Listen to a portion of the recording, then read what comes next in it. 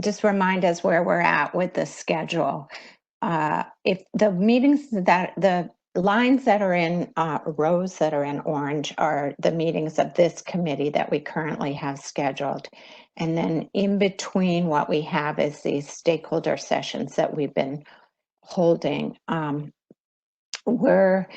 Today is kind of a touch base meeting, and then in August, we'll kind of hopefully begin to narrow down the recommendations that this group is going to end up with. So the stakeholder sessions will likely continue between now and the August 20th meeting. They might continue as regular meetings, but they might also continue as just conversations and exchange of documents as we go through the next couple months. But just wanted to remind you all of that schedule that we're on. So are there, and then ultimately remind you that what we're trying to come up with is recommendations from this group, and so we're going to need a process to narrow those down. You'll hear today about a lot of ideas that are coming out of these stakeholder sessions, and so at some point we're going to have to kind of package those and narrow them down to the ones you want to include in the final product.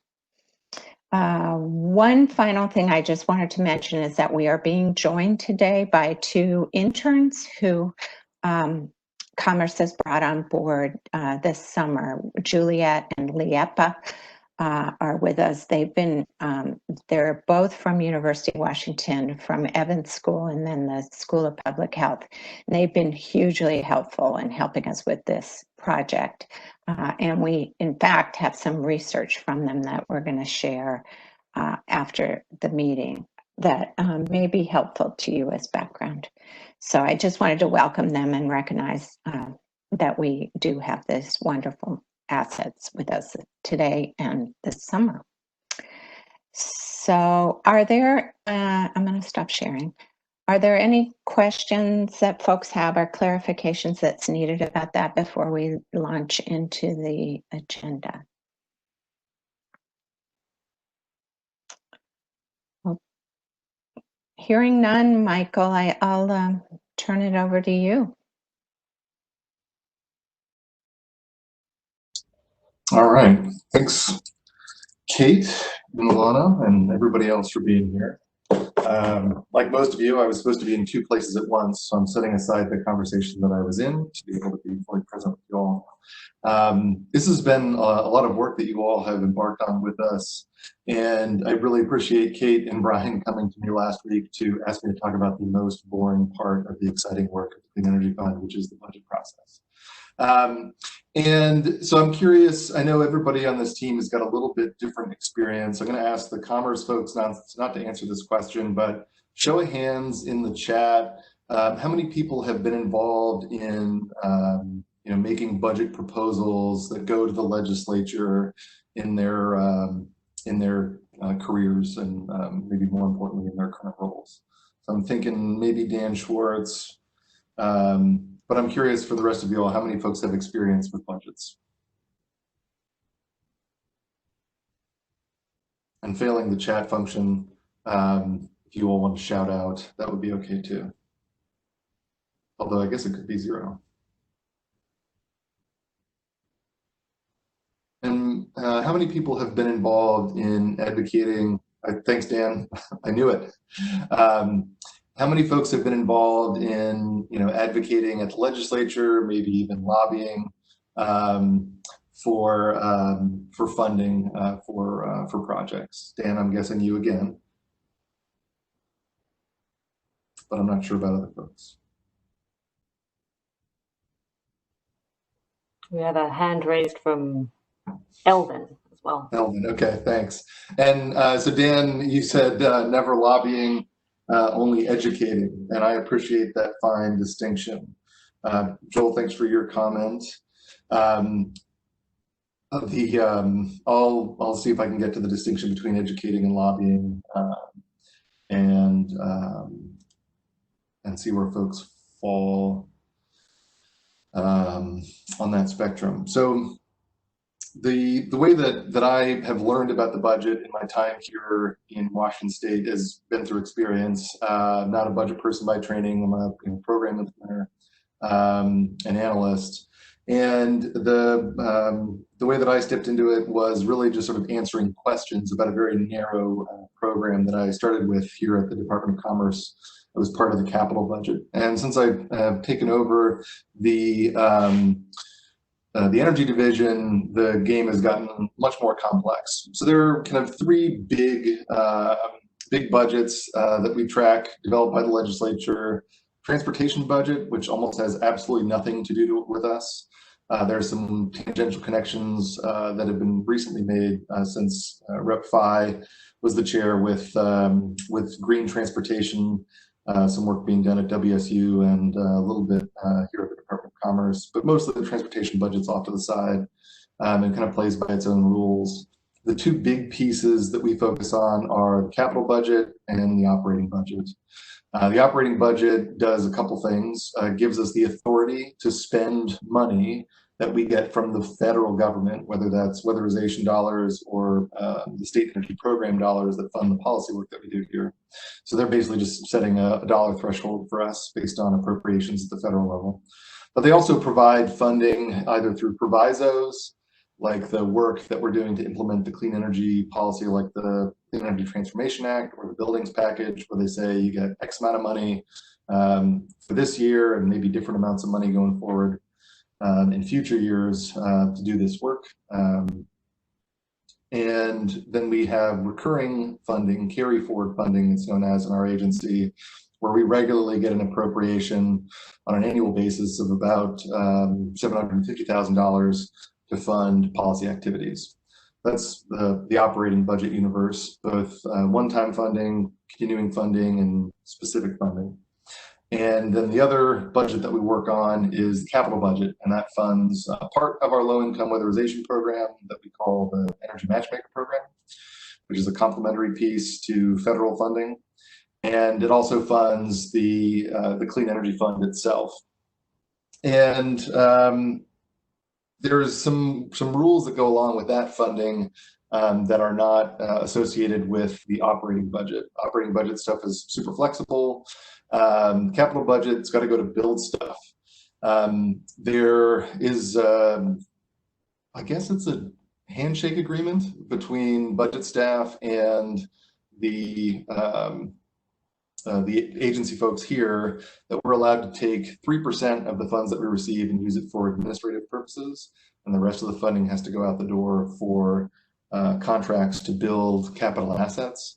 This is part of the state bond program, and there's a couple of different types of bonds depending on whether or not we've got loans or whether we've got grants, and there are slightly different interest rates that the state pays on those when they service the bonds. And, you know, one of the questions that I seem to get on a regular basis has to do with a component of, or a requirement really, of our Clean Energy Fund grants. You know, why is there a 13-year life required for assets funded by this? And that has to do with the payback period of the bonds and the need for there to be assets in place to secure those bonds. So that's why the state has this 13-year average, and that average is considered across the entire portfolio of bonds, but they don't like to make exceptions about the way that that funding works. So that's why we have the 13-year life there. So we've got the two basic categories: operating budget and the capital budget. So that's the framework that we're playing in. And the process to put proposals forward is a little bit of a meat grinder. For folks that have done that work, you know, going through departmental or agency-wide processes, you probably have something similar. What we do on a biannual basis, and sometimes on an annual basis, when we think about the supplemental budgets here, is to have an all-call for ideas from program staff that is then sifted and sorted and ranked in coordination with the executive team, with the legislative director and her team, and with our budget staff. So the last time we did this, we had 94 different ideas that included both agency request legislation and capital budget appropriation requests. and they're sort of reflected against the strategic goals that the agency has around strengthening communities. And then they're kind of processed for further and further work. That's refined down to a small set of ideas that go forward. Commerce is a tough agency to work with because we have 95 different programs that range from international economic development to services for crime victims, affordable housing to energy policy. And so it's almost like we're probably 5 or 6 agencies in one place. And so there's a little bit of a game that we play as we bring these ideas forward to say, well, you can't really compare these ideas. And depending on the mood of the policy and budget folks in the governor's office, they either listen to us or they ask us to go back to the drawing board and give them a smaller package of ideas. Once it gets to the governor's office, there's another set of negotiations that take place through budget analysts and policy analysts. And the ideas that we have are further winnowed. An experience that we've had with the Clean Energy Fund is a couple of years ago, we proposed 3 or 4 new items to the 3 traditional grid modernization, RD&D, grants to nonprofit lenders. And what we found in that process largely is that the budget staff in the governor's office don't really understand what it is that they do. They don't feel prepared to be able to talk about it and advocate for it when they're in the budget room negotiations. They also kind of don't like the program because they don't know what it is and they can't say for certain what they're buying with it. So we've done a lot of outreach and education to that team and coordinated with the governor's policy staff. But the end result has been this kind of focus around those 3 buckets, and that's prevented some variation.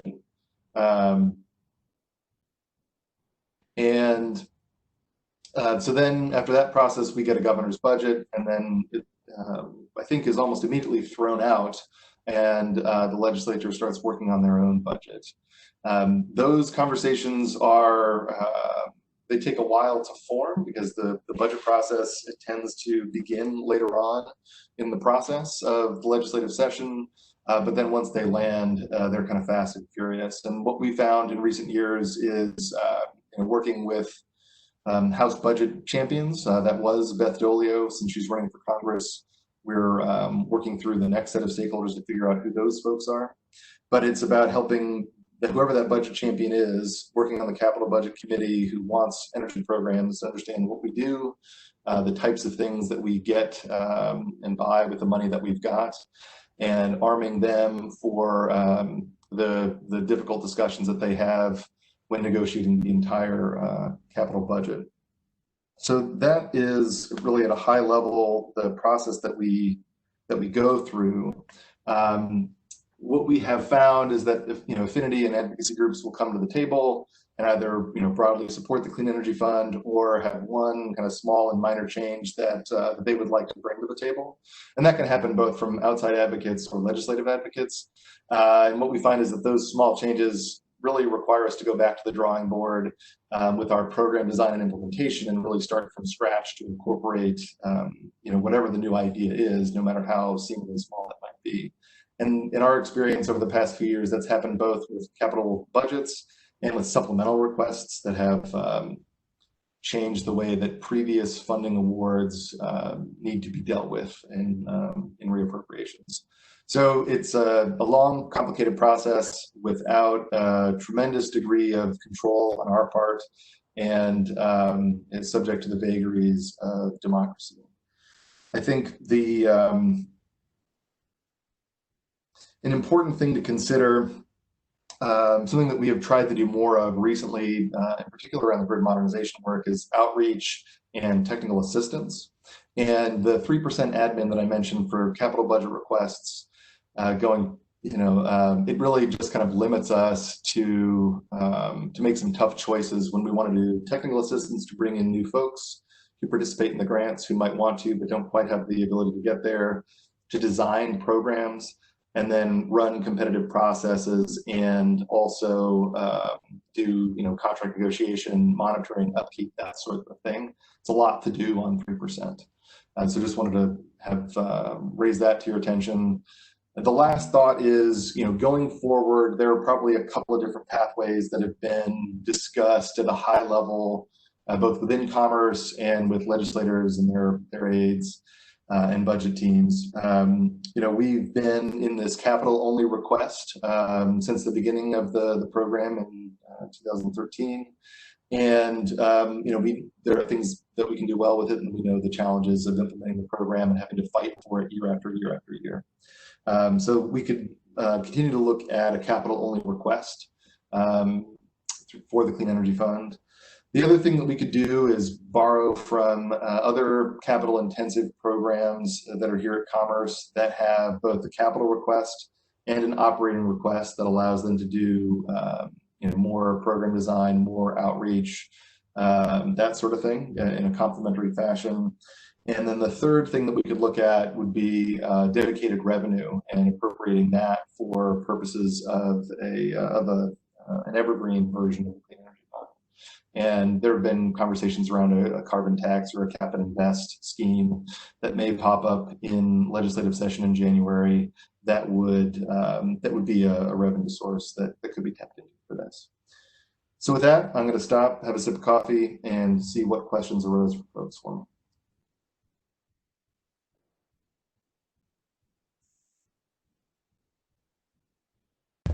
I would say this is Brian. We are ahead of schedule, so please feel free to ask questions.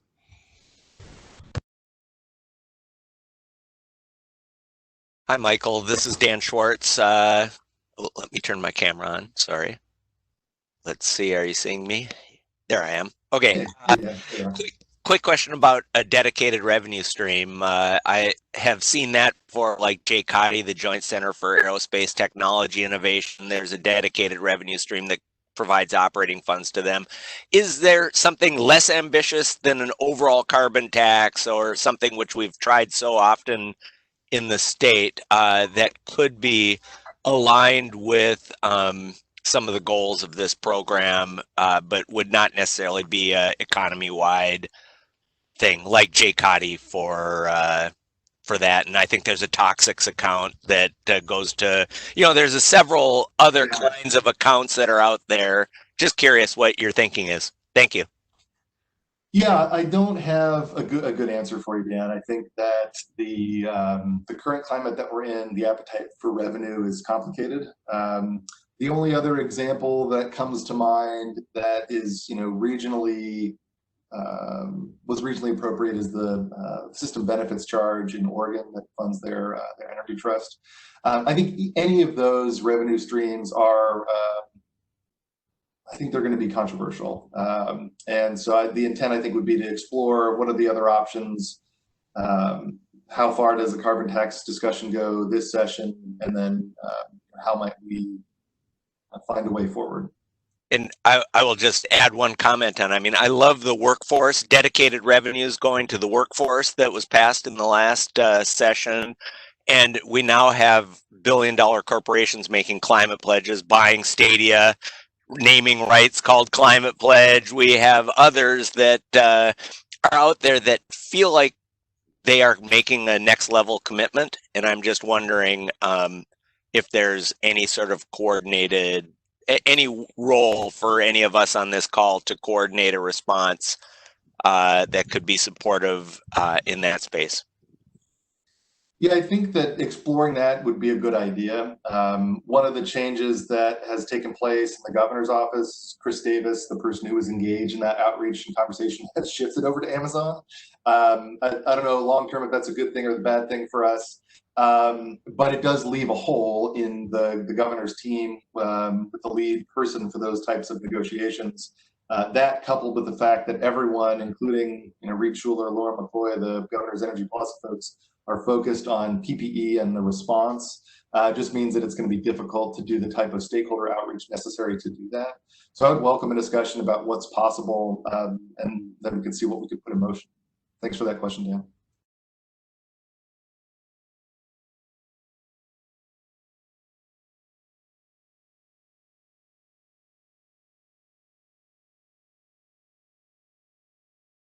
So Michael, this is Kate, and the question I have, I guess, is it appropriate for this group to not solve the budget challenges, but to take into account this budget structure as they fashion recommendations to include potentially recommendations that the whole budget foundation of the CEF be reviewed or considered, or other options? Or should we just be operating in the capital space that we are currently in and just assume that going forward?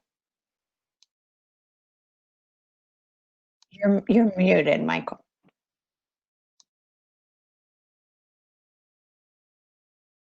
All right, take two. I think the intent of convening this group was to explore what the Clean Energy Fund needs to evolve into so that it can serve the needs of the state. And so that includes the programmatic focus or foci that we want to bring to the table. And I think it also needs to be something that is that can be funded by the state. And so I think when let's look at the recommendations that this group and the teams that you're leading in terms of the subcommittees, what are those recommendations? And then how do they fit together in the framework? There may be things that are really important for us to do that can't be funded out of capital. And to me, that would be an indication that we need to be able to make that case to the legislature to be able to do those things. So that's how I would like to ask people to do it, maybe to combine both things. So think about what we need to do, and then think about the structure that we have for funding, and then we'll have to figure out how to fit those things together. Does that make your life more difficult, Kate? No, this all clarifies what we're trying to do here. Thank you. Yeah.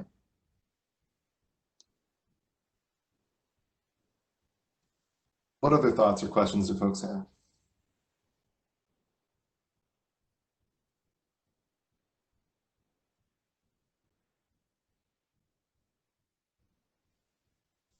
All right. Kate, I'll turn it back over to you. And if questions come up along the way, we'll do what we can to get them answered. Okay. Thank you, Michael. Yeah. Thanks for having me. Okay. I encourage committee members, as they have a chance, to mull over what we've heard from Michael and how that fits into the conversation we're going to have for the rest of the morning. Please do raise questions about this budget issue. It was something that came up persistently during the stakeholder sessions.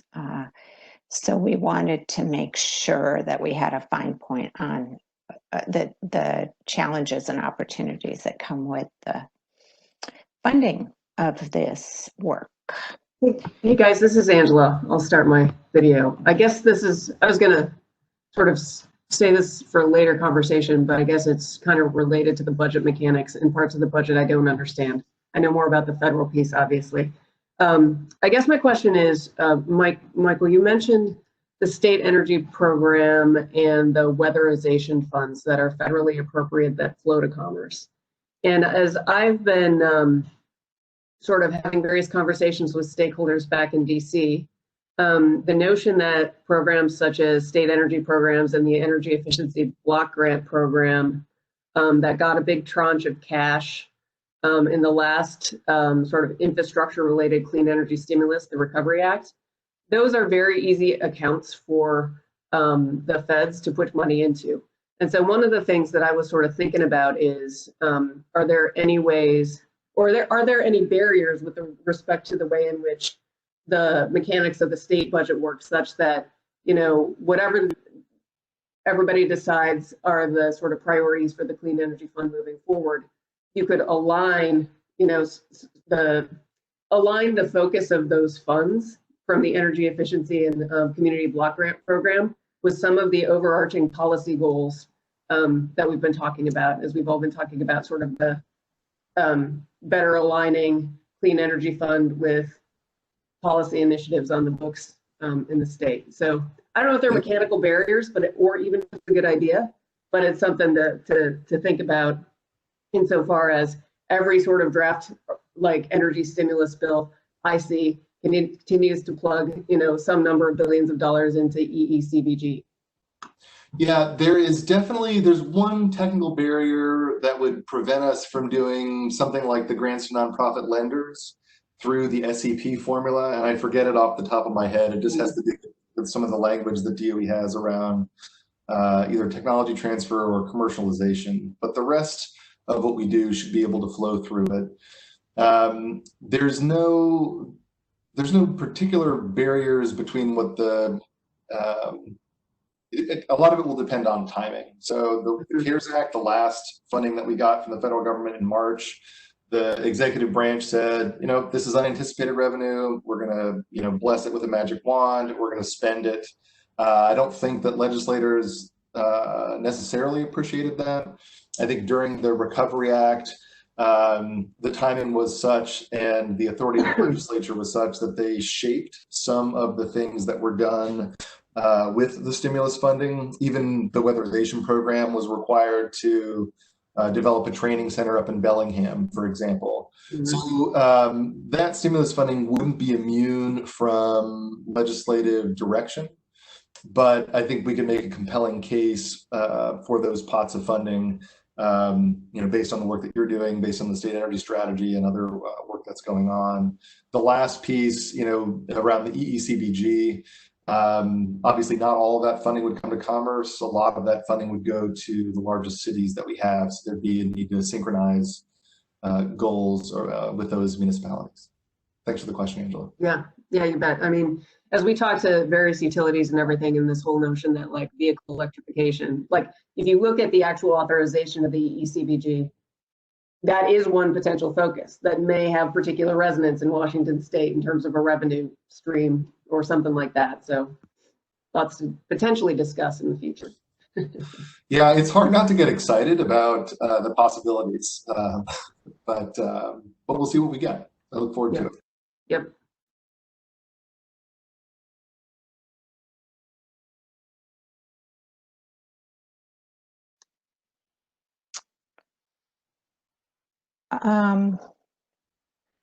So hearing no more questions or clarifications right now, I think we'll just go ahead and launch into the next part of our agenda, which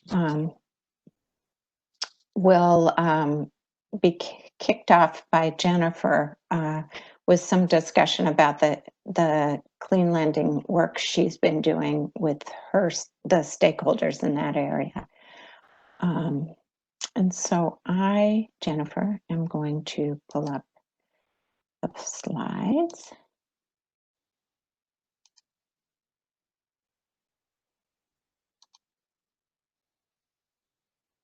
Great. Okay. Kate, can you hear me? I can hear you. Yes. Great. That means everyone else can. You're my proxy. Okay.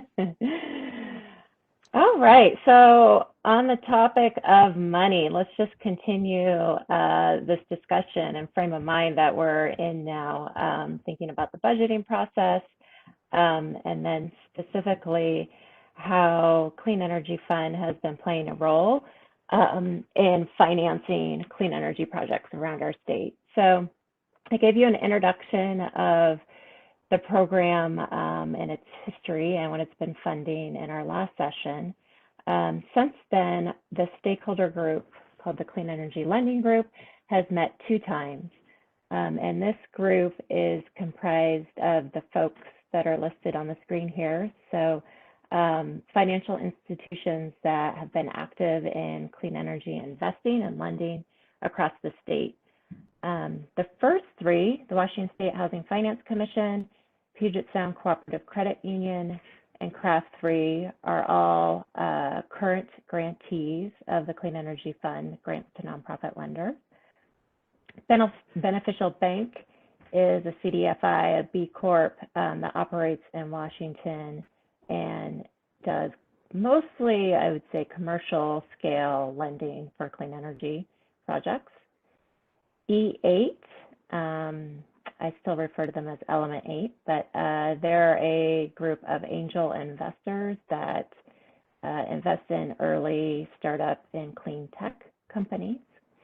And then we had 2 nonprofits participating, Spark Northwest, who works directly with communities and individual homeowners to finance and install energy efficiency and renewable energy systems. And then Front and Centered, who does research and advocacy statewide on behalf of, I think they've got 60 member groups in their coalition working on the front line for economic and environmental equity and justice. So a tight and small group, I think folks that are most active and interested in financing at the consumer and small business scale in Washington are represented here. I think we could have benefited from having out-of-state perspective. We did try to recruit someone from Oregon to join our team, and they just weren't able to participate due to our schedule. And excuse me, I'm also realizing we did not have any utilities participate in this discussion. It might have been useful to have a utility or two who's more actively thinking about, or maybe not now, but were thinking about or had run their own loan programs for renewable energy. So just wanted to make a comment of who is represented in the ideas that you're going to hear today and who is not. So you can go to the next slide, Kate.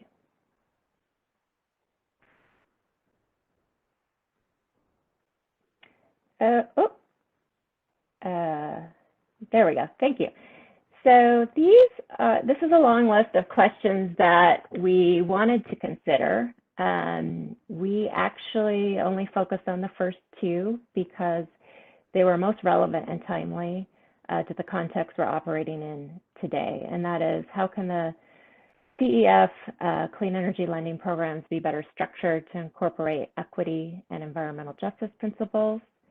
And then what role does clean energy lending have right now to help promote and encourage stimulus through economic recovery during a recession? We also wanted to dig into whether, and this is a question that we're teeing up for you all to think about later, is how much should the clean energy lending program focus on commercially available technologies and scaling those, especially in reaching hard to reach markets, versus promoting market adoption of new technologies. So we didn't really delve into that too deeply yet, although some of the ideas that we generated touch on that. We also didn't get to yet talking about the mix of leveraging amount, and this sort of gets to risk tolerance between the state, a lender, and private equity for different loan products. We did talk a little bit about the eligibility and expanding that of potential grantees under this program. And then we didn't delve too deeply into the last bullet, but Michael just gave a good primer on some of the challenges and opportunities around getting this program, Clean Energy Fund and the Clean Energy Lending Program, funded outside of the capital budget process. So we talked a little bit about that, but didn't go too deeply. So in the first two bullets, we spent, you can go ahead to the next slide, Kate.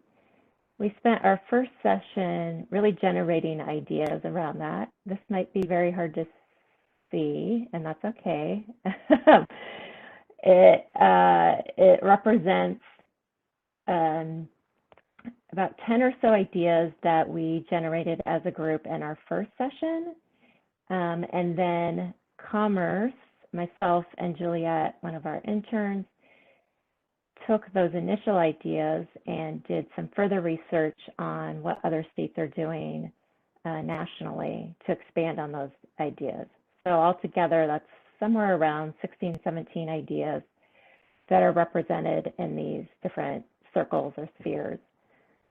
In the second session, we whittled down those ideas to focus on the 4 that are in the pursuit now, to dig a little bit deeper into those. So we did sort of a very unscientific ranking and voting to focus our discussion on those areas. But of the 17 ideas, everything ranged from, excuse me, expanding on-bill financing that's available in certain utility areas right now to be statewide. We talked about ideas around the community PowerWorks model that was created back out of the ARA days, where that was a centralized consumer experience. That was a one-stop shop idea for providing energy efficiency retrofits and financing through utility engagement. We also looked at or had an idea around portfolio level targets for investing or for the investments that the Clean Energy Fund makes. So for example, 20% of the whole portfolio of the investments could be directed or could be mandated to be directed to benefit low income, minority, frontline, and just transition communities. Those are just a few of the ideas that are on the bike rack, didn't get prioritized to the keep open or pursue now circles, just due to lack of time available in the process. So you can go to the next slide. And the 4 ideas that we did talk through more in depth are these here. These ranked highest amongst our team and had the most excitement around, which were offer the ability to provide grants that are paired with loans where repayment is through utility savings, requiring no cash outlay requirement. I'll just run through the 4 and then I'm going to go into more detail on each one. Provide funds that directly support education and utility engagement on clean energy financing options. As I mentioned, we just touched on this very briefly, explore funding the CEF program outside a capital budget due to the limitations that Michael mentioned before with a 13-year life asset and having to have a tangible asset result in the use of funds. And allowing use of grant funds to buy down interest rates. So on grants and loans, pairing those two, really was talking about a different way of doing an interest rate buy down by, instead of providing the subsidy to the lender, providing it directly to the consumer. And so the different lenders talked about some of the pros and cons of that, with generally a direct subsidy going to the end consumer is good. It would result in a smaller loan. So if you've got a grant doing a buy down plus a low interest rate, that makes it easier for the borrower to pay that back. But it is a more expensive way to use those dollars for lenders, whether they make a $10,000 loan or a $100,000 loan. They still have the same loan origination, fees, administrative costs. So it is a more expensive way to use those dollars for lenders. Repayment through utility savings, that again needs utility support and engagement and could be a more difficult sell, as we would have to work utility by utility potentially to make that happen, unless we could do that on a statewide level. Around the second bullet, providing funds that directly support education and utility engagement. This is potentially an area where we wouldn't be able to fund this today because of the CEF program being funded out of the capital budget. But essentially the idea here is lenders really commented that anything we can do to eliminate steps borrowers have to take between showing interest in, let's say, an energy efficiency upgrade or renewable energy system, helps reduce the inertia and reduce the hurdles involved with financing those systems and getting connection to lenders who can assist. And lenders feel a little, especially when it comes to low to middle income market, it's hard to access data that utilities have around who is really energy burdened, who is interested in potentially those upgrades, or who actually could benefit the most.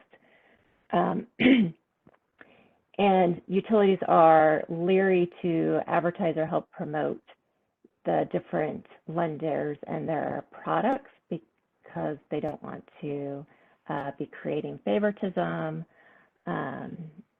So one way to get around that, an idea was brought up that maybe the state or Commerce could play a more active role in making that connection from the consumer or the potential borrower to the lender, where the utilities could be one step removed. That's something that the group talked about. Really the thought of, having the utilities who have a direct connection with the energy consumer, doing some marketing, promotional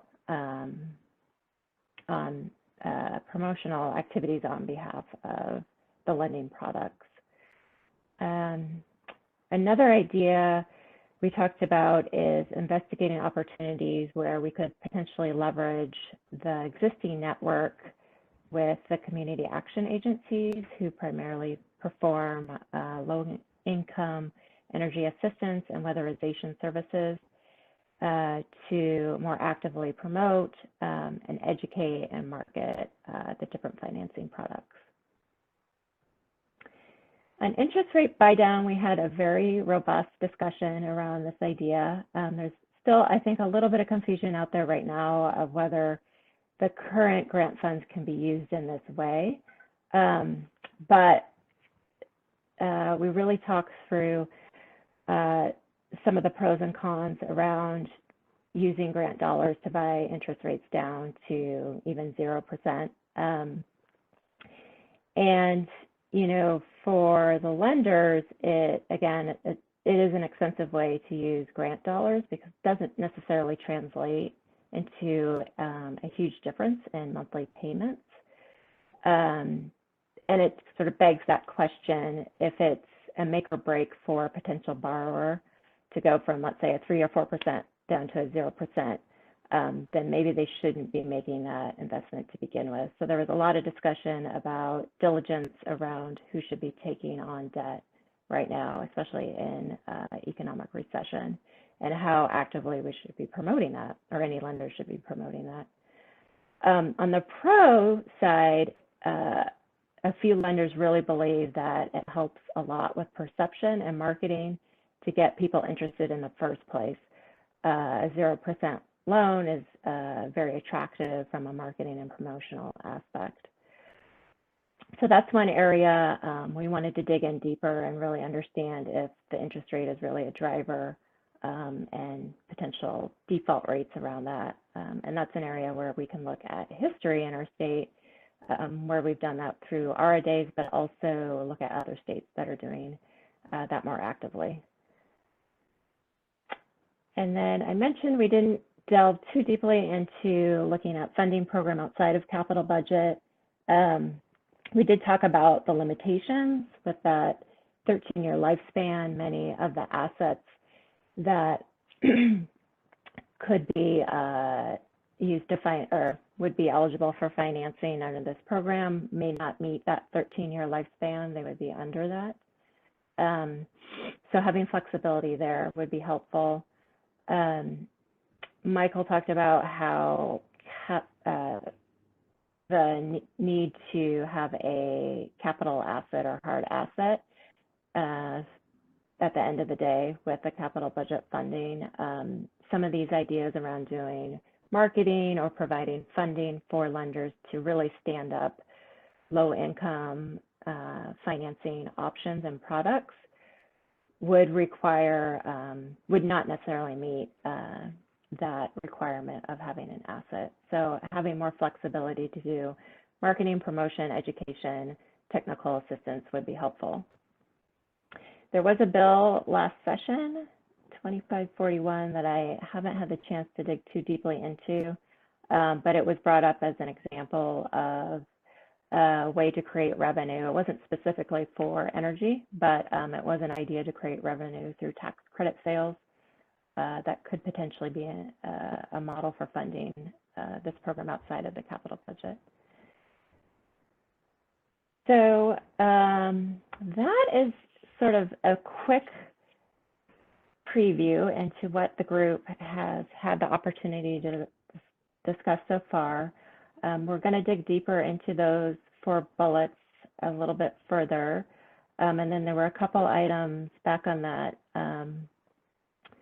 chart where they weren't completely into the bike rack area, but we didn't have the time to fully discuss. So we need to go back and revisit those. But really the themes, and you will likely hear this from the other sessions as well, is really simplifying the process, reducing steps so that consumers, one, have access to these products, and then are able to enlist and sign up and have a connection to the lending institution easily, simply, quickly. And then every opportunity to allow flexibility for the lender, whether it be allowing them to make that decision on their own, whether they want to use the funds for interest rate buy downs or not, or to have some flexibility to turn dollars into grants with loans, or direct them to loan loss reserves. The more flexibility, the better. And then also the state providing a role in increasing connection and relationship with utilities to help educate and promote the products. So I was not paying attention to time at all. I don't know where we are, but I will stop there. And Kate, are we allowed to do questions now, or do you want to save those to the? I think doing questions now would be awesome. Well, it's Okay. still fresh if anybody has them.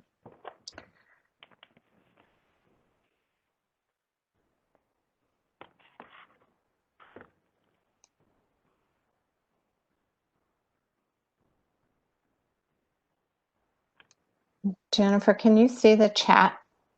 Oh, it's very tiny, but yes. Okay.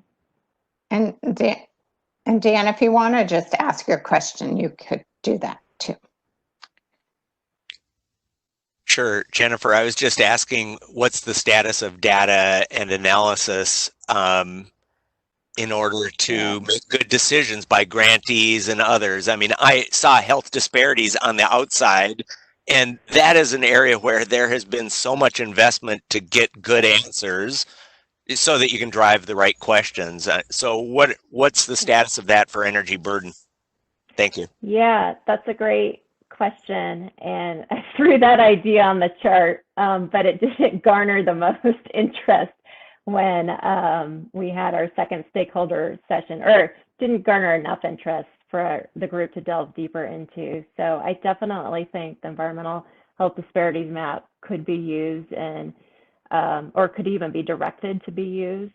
I think we do have, I'm interested in looking at other ways than going through the utilities to get access to energy burden data, because we do have that with on the weatherization side and with the community action agencies. So that's where I can potentially see a merge of, or some synergy, I guess, to further hone in and target investments.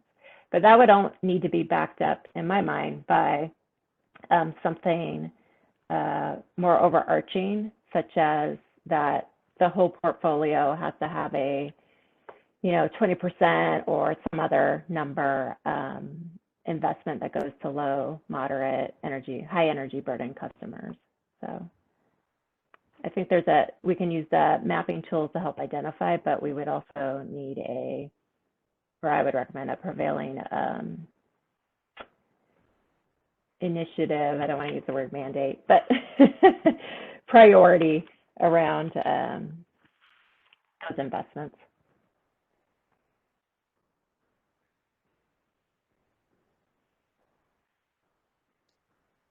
And so, Jennifer, you don't know at this point whether you'll have another meeting of your stakeholder group, or what are your intended next steps? Good question. We are going to I'd like to do a little more research of some more tactical ideas around the 4 focus areas, and then the I think it was maybe 5 or 6 other that were not on the bike rack. So just do a little bit more research, over the next month before pulling the group back together again to maybe do another analysis and ranking of those ideas to put forward those recommendations for this committee. So fleshing out, long way to say we need to flesh out the ideas further through a combination of research and discussion. So we don't have that 3rd meeting scheduled yet, but I'm holding it out there for potentially in August.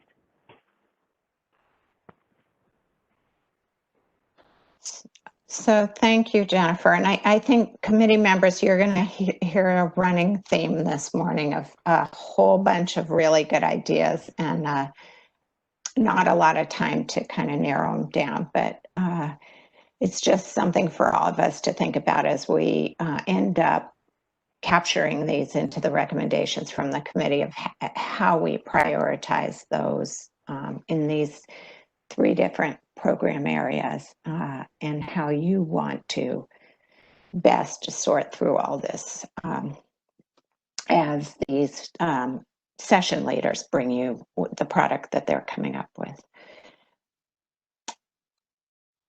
So if there aren't any more questions, then I think, who's next, Brian or Bob?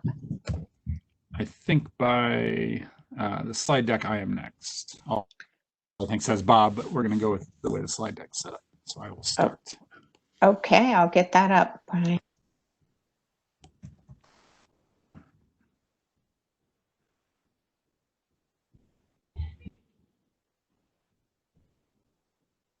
All right. So Brian Young, Clean Tech Sector Lead. You all know me by now. So I've got the group that we're calling the Clean Energy Innovation and Demonstration Group. It's kind of addressing our traditional area of the Research Development and Demonstration Fund in the CEF. Participant-wise, you see on the screen, I don't have to read them all, but we've got Clean Tech Alliance kind of representing a large swath of membership in the clean tech group out throughout Washington and throughout the Northwest, really. Representatives, Mike Pomfret, Clean Energy Test Beds, they really work very closely with, it's an open access lab, so work very closely with innovators and people kind of pushing the innovation envelope. PNNL represented, Angela's on the call today. Jared Sylvia, Blue Dot Photonics, very interesting innovative startup company in the solar space. Aaron Fever at JC Dream, the Joint Center for the Development of Renewable and Earth Abundant Materials. It's a mouthful, but it's an extremely interesting WSU, UW, and PNNL joint venture run by WSU out of their Everett campus, and it's a unique program throughout the United States with a focus on advanced materials. And Aaron comes out of the Aaron through previous companies. He's an entrepreneur, has been involved in the Clean Energy Fund in the past as a private investor, and now is working in the academic realm. Tony Usabelli, formerly the head of the energy office at Commerce, and kind of originated the Clean Energy, was there when the Clean Energy Fund was originated and has lots of experience with it. And then we had a representative, Eleanor Bastian from WEC. I will say we've had one meeting thus far. Our second meeting is actually tomorrow. So I'm a little bit behind the other folks. So we'll go over the what we addressed on our first meeting. And I will also, as always, open invitation. Any of the executive board members are welcome to join in the conversation. So if folks are interested, you would be welcome at tomorrow's conversation. I'll talk a little bit about what we're going to cover there. And with that, next slide, please. So in our session that we had about a week and a half ago, this is the first question that we focused on. And I'll just summarize it here, but really, the Clean Energy Fund's been in existence for a long time, but there hasn't been the policy kind of to direct it. And that's one reason that maybe it has been less focused, especially in this pot, than it needed to be effective, or at least feel effective to the stakeholders, especially the legislators. So now we have that policy in place. And so this question is really, how do we now take our clean energy fund and this innovation pot of money and focus it on these very aggressive and long-term policy goals that are now in place in our state? So that was really looking at C to the Clean Energy Transformation Act and our Clean Buildings Act as two that are on the books now, very aggressive and need to be met and provide lots of opportunity to meet. And then we also looked at, okay, there's other policy, there's other things we know we have to address to meet our climate goals. And should we continue to focus energy and money, not just on what we have on the books, but also consider what we need to have on the books or what we need to do to meet those goals. The last question really looked at, as we all know, we're extremely strong in IT, ICT, the tech space. Traditionally, the Clean Energy Fund has had a trouble investing in that because of the nature of the capital funds, and the 13-year lifespan has not included software and whatnot. So how can we look at that and try to integrate it more in, because it is such a strength? Next question. And I will say on our next meeting, we will be addressing, tomorrow, we'll be addressing more structurally how we can look at actually structuring a program to give away these money in a way that will strengthen it, make it more efficient and whatnot. So it's really looking tomorrow we'll be looking more closely at the program itself and how that can be strengthened. So as we took this group, we had a very good discussion, and some of the themes that came out of it, I'll talk about a bit. I'm going to go pretty quick, so I hope we have some time for questions afterwards. So in general, I think this fund has been the fund that everybody can apply it to. It's for private industry, it's for small entrepreneurs, big companies, research foundations, academic institutions, and we have traditionally kept it very open. But now we need to focus it probably to keep it alive and to keep it interesting, but also to meet some of these strong goals we have. So it was pretty obvious across the group that we have some inherent strengths in our state: aerospace, research and development, materials research, energy efficiency, long history in our state, and our built environment. And that we really need to focus on those and but focus on strengths we already have. It's always great to start new research areas or become strong in something new, but with this relatively limited amount of money in the whole scheme of things, we have some inherent strengths in the state, and we should just focus on it. I should say another thing that we as energy or commerce are interested in is we have had, because of its wide range, and we've received so many applications and over such a wide diversity of different technologies and whatnot, that it has become hard to manage. So we really need to close the funnel down and provide some focus. So those inherent strengths of Washington. The other one that probably had maybe the most conversation about is that second one, is collaboration is key. I mean, this is the question of who should be getting this. I mean, Microsoft's won awards. Should we be giving money to Microsoft? Small companies win awards, but sometimes small companies with one or two people who may not even survive the length of their contract. We've got, back in the day, the first round of Clean Energy Fund, RD&D, was specifically for research institutions to match big federal funding opportunities. We pulled back from that and spread it out a little bit more. So where should this be directed? I think the overarching theme there was collaboration. We need to figure out a way to incentivize collaboration of all these groups. So projects that don't necessarily have to include everybody, but you're incentivized to bring more folks into a project. The general thought there is that if you've got the people like the large companies that are going to be using these technologies or commercializing these technologies or providing a place for these small innovative companies to sell their technologies or be bought by these companies, you're going to have a more successful, more quickly getting these innovations out into the marketplace, and you're going to be addressing that which industry is interested in instead of addressing things that are a good idea but nobody's out there buying.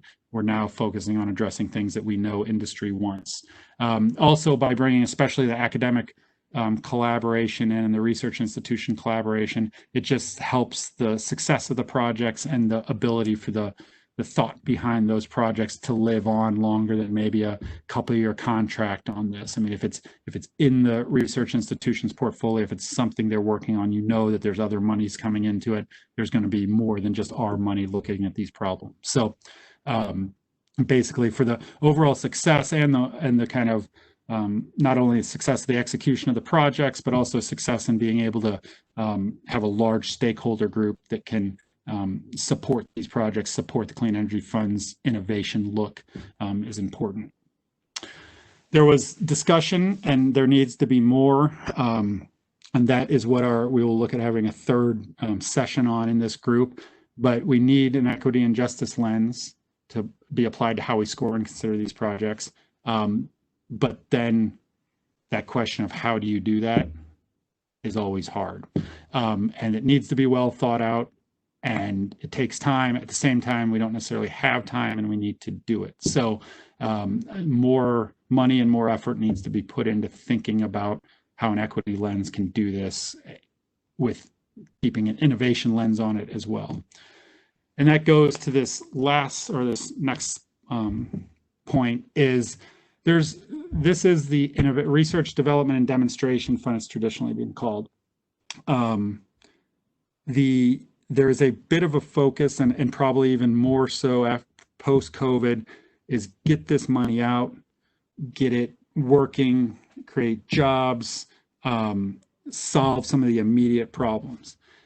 And everybody is behind that, and they understand that it's probably going to shift the focus of this more towards the demonstration side of new technologies. You call it moving it up the TRL, moving up in TRL levels. But somehow it's going to move more to that demonstration side. And that makes sense. However, and next slide, we can't lose focus on innovation. I mean, this does seem like a lot of money sometimes, but in the whole scheme of things, it isn't. And I think there's definitely a theme within our group that to protect the innovative nature of things. So if we move it all towards more and more demonstration of projects that are either right on the cusp of commercialization, or maybe even a push to move it into pretty commercialized things, but just call it solar plus storage or something, whatever, you pretty much on the edge of commercialization, but we just need to get it out there more. I think there's real reticence to not forget that we need to keep, Washington State has always been a leader in innovation, research and development. And as we know, it is hard, it is risky, but it is the risks. It's also been talked about in almost any study that gets us towards the 2050 goals and climate change. Innovation plays a big role. There are gaps in how we are going to get over the finish line. And so we can't take our eyes off the innovation football. And innovation takes risks. And until we are comfortable with the risk, we lean into that innovation and are find a way to not only invest in innovation, and that is guided innovation, as we talked about earlier, so we can have a chance of being effective, but also we have to be comfortable with the risk we are taking and be able to talk about that to stakeholders. So that was probably our longest discussion, maybe besides the collaboration, was innovation. Don't take the eyes off innovation. And with that, we have to do it now. Innovation is going to take a long time. You're not going to see the massive results in 2 years. You're probably not going to start the next Amazon or something with innovation. You have to accept the fact that innovation is key, and it takes a long time, and it's really hard. And if we don't do it now and invest in it now, it's never going to happen. So keeping in mind that this is a relatively small amount of money in the whole scheme of innovation, it's key to keep that innovation realm or focus on it. And then going into that, kind of this idea of, okay, we have these big policy goals in Washington State, we need to meet them. And everybody agreed that we need to have more focus on those issues that will help us meet that. That being said, Washington State is not the world, and we can't forget about we can't expect companies in our state to base themselves on a Washington market and be successful, but we also we don't want to forget about truly game-changing ideas that application in Washington state may not be as immediately obvious, but they're obvious to the need, the battle against climate change, to other places in the world that might be needed. We basically don't disincentivize truly game-changing ideas. If there is a amazing idea out there, we need to think about it. We need to try to invest in it if we can. And then we started talking a lot about why this money is so key just to research in general. It more and more, and many of you on the call understand better than I, but so much of the research going on in our research universities more and more funded by the federal government. And with that, there's been a real loss of matching funds. So this, and it's interesting to hear about it from some of these companies, those on the board, but other folks we talk to, how much of a lifeline this is just to be able to pull in federal funding. Folks who are extremely capable or have lots of opportunity for federal funding and need to find that 20% match or something. This kind of fund, and the Clean Energy Fund has been crucial to that. And we have to, the more we can increase the availability of matching funds for federal dollars or others. I mean, you're seeing non-federal opportunities and impact funds and things like that that still may require some sort of match. This money has been key to those folks. So those are the high level things we hit. That third question, we just ran out of time. We did talk about it a little bit. We didn't have a whole lot of time. Is how do we incentivize the kind of ICT software research? The main answer was, that sounds ridiculous. The state should figure out a way to make them make it work. And I understand where they're coming from, and I think there are thoughts on how we may be able to look at making the development of software and stuff applicable under a capital budget, but it is very tough. I think then we basically got to, well, if it's not going to be the software side, all that research of development stuff requires hardware. You need the servers, you need hardware. So figure out a way to maybe build that foundation with hardware and whatnot that allows the software people to execute on their ideas. So that one, again, we kind of were cut off. So that's where we ended up. That's the focus of it. Like I said, the next round or tomorrow, we're going to be talking more about the actual mechanics of how a program works, how you give away money to influence innovation. We had Liepa, who's on the call, one of our interns, did some looking at what other states do in this regard. And so we're going to be talking about that tomorrow. If you'd like another Zoom call with me, you're welcome to join.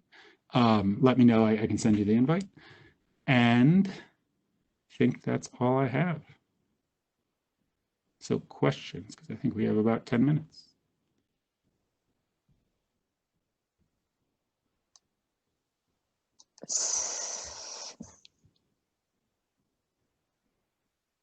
I don't know. I don't see any questions in the chat box, Brian. One point, I just wanted to let everybody know that it's our intention to share the research, whether you participate in the stakeholder sessions or not. We will share the research that the interns have done in both the green lending and the tech area, so that you can see what's going on in some other states. Yeah, and that's a good point. I should say, since not everybody was in our group, if anybody on this call, especially in this second question we'll be addressing, knows of programs from other states, other institutions that they feel is a very effective way to get money out efficiently and effectively on the innovation side in clean tech, or really anything. It doesn't have to be clean tech, but again, the program that allows it to get out in the most efficient, efficacious way is very interesting. So if you have those ideas, please let me know. And hi, Brian. This is Dan Schwartz. hey, Dan. I'm trying to wait to let other people ask questions. I apologize, but You know, how this program's administered affects whether or not how competitive we can be for some of these matching opportunities that are on deadlines and whatnot. You know, when I was in a position to be handing out matching internally, we would always overmatch on the knowledge that, you know, so we would overcommit what we had in hand and would manage the problem of having too many successes. It was always a good problem to try to manage, but I understand the state has challenges over promising, but it seems like there should be some ability to recognize that at least for federal grants, that you could commit more, make more people happy by saying yes, but have a way to either partner with the institutions committed if we are overly successful, that more of the matching would come out of the institution making the proposal or something, so that at the end of the day, your budget spent, you know, in a timely fashion for this program.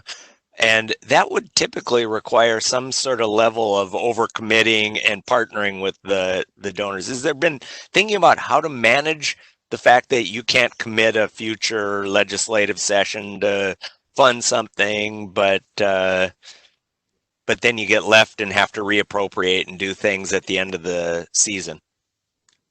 Yeah, it's a good point.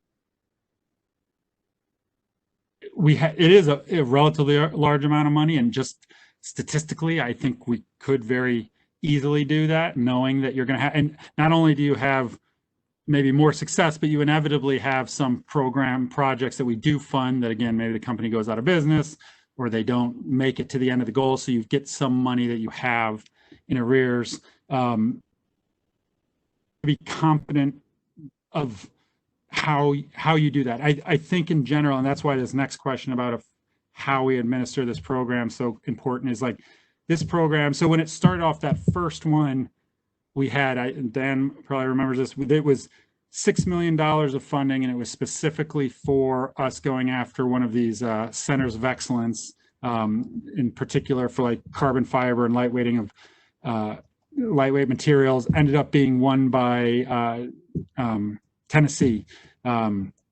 And so we scrambled then to say, oh no, we got $6 million. How do we get it out there? So we kind of scrambled to get it out. It worked well. We found other folks that had, because that one had to be federal matching by law. So we found ways to match it.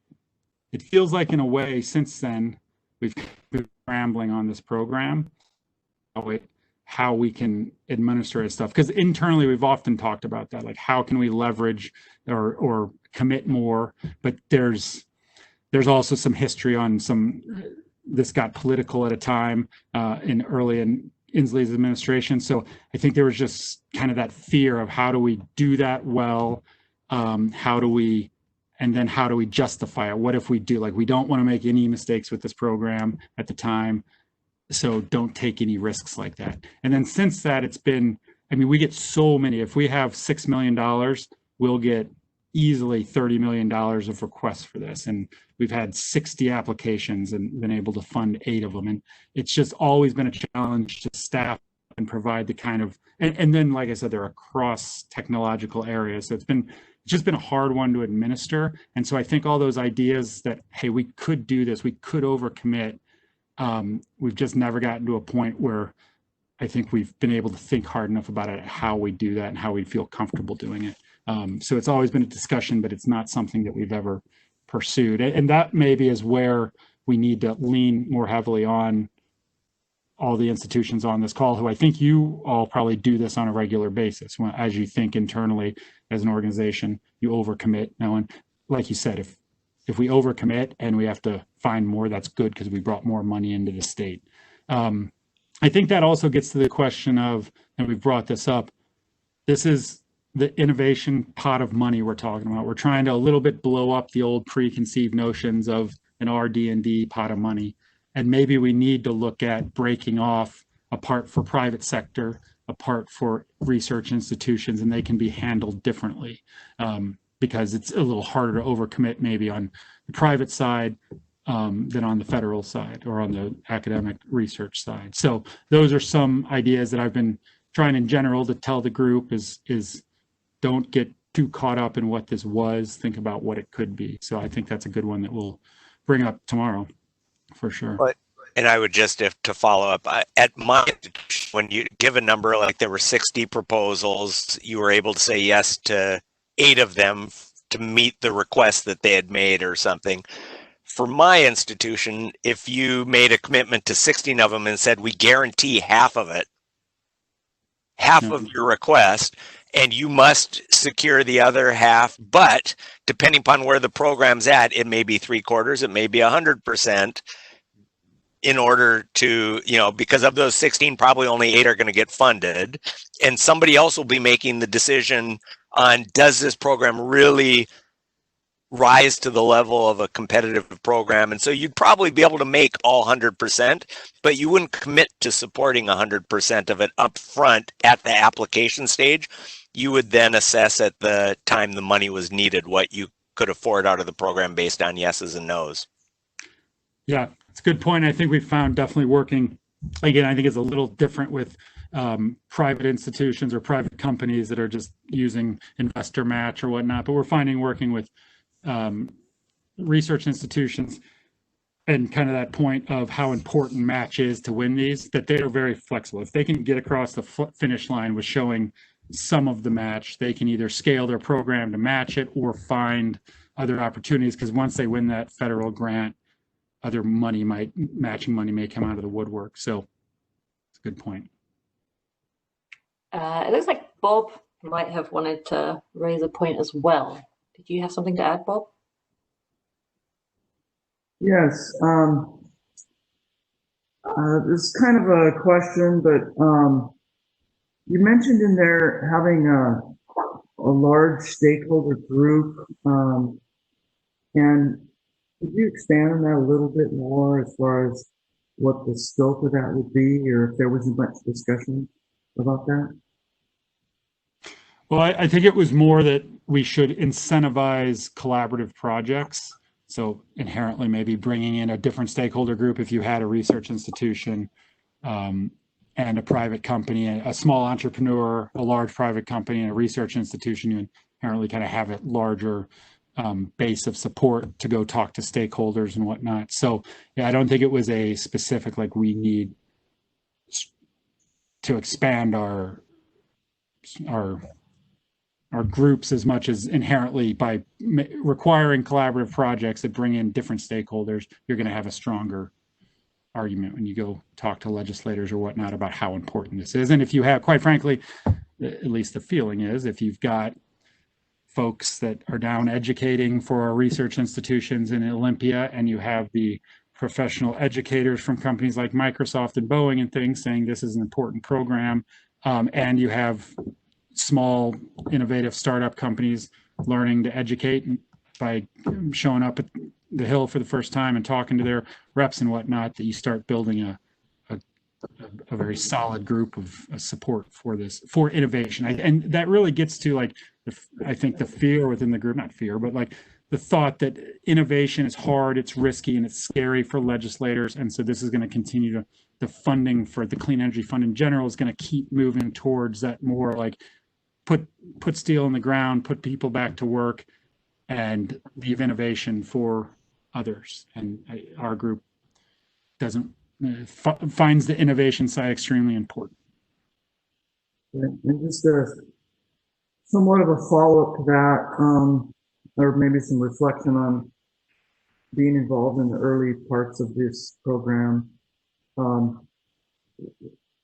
And some of the feedback I have, I'll talk about how there's some emphasis moving towards more access and the perspective that innovation, how innovation potential fits with that. Was there much discussion yet with your group about how these different programs would be structured and work with each other? Yeah, no. In our last conversation, no. I kind of, that is a plan for me to talk about tomorrow of, do we need to look at innovate, being able to line these kind of things up with like the grid mod, the traditional grid mod program. So yeah, so we can double up on those efforts. So it's something we intend to talk about. We haven't talked about it too much. I mean, the other thing is, as far as, do we even need 3 pots of money? And could you just blow it up and have a clean energy fund that is focused on different ideas, maybe different weights towards different ideas? I think we talked about this on an internal call, but that idea, again, blow it up a little bit and not think too siloed. And should we just have a pot of money that goes across different areas and figure out with that pot of money what percentage of it we spend on different areas. So we haven't talked about it yet, though. Yeah, that would be more of a discussion about structure and process. Yeah. Yeah. It's the exciting conversation for tomorrow. Okay. Thank you. I don't see anything else in the chat, but people should feel free to unmute and just ask as well. I would also say, as like I said, that equity question, equity and justice, and how you think about innovative funding for innovation, ensuring that it has that lens on it. Any ideas from this group, any experience seeing other folks do it would be great to hear about, because it is not something that when I ask that question, it's not something everybody's raising their hand with great ideas. It's really everybody's trying to figure it out. It's hard. And we're going to work with some groups that already have worked in it and have some ideas, but always looking for other ideas.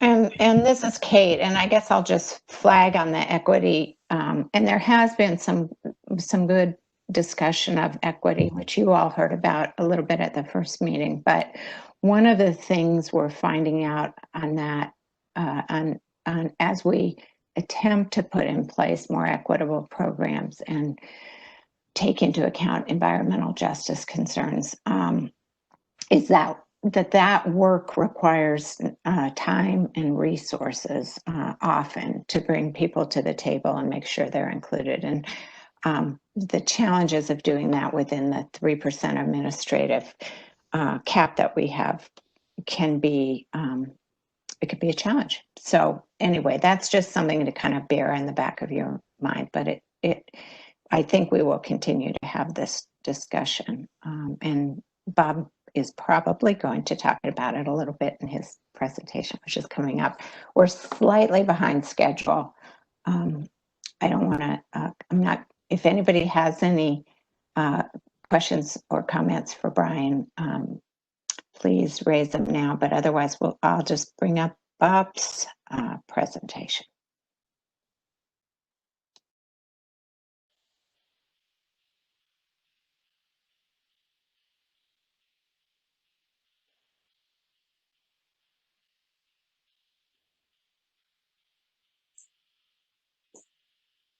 Okay, we'll go ahead and get on with the slide.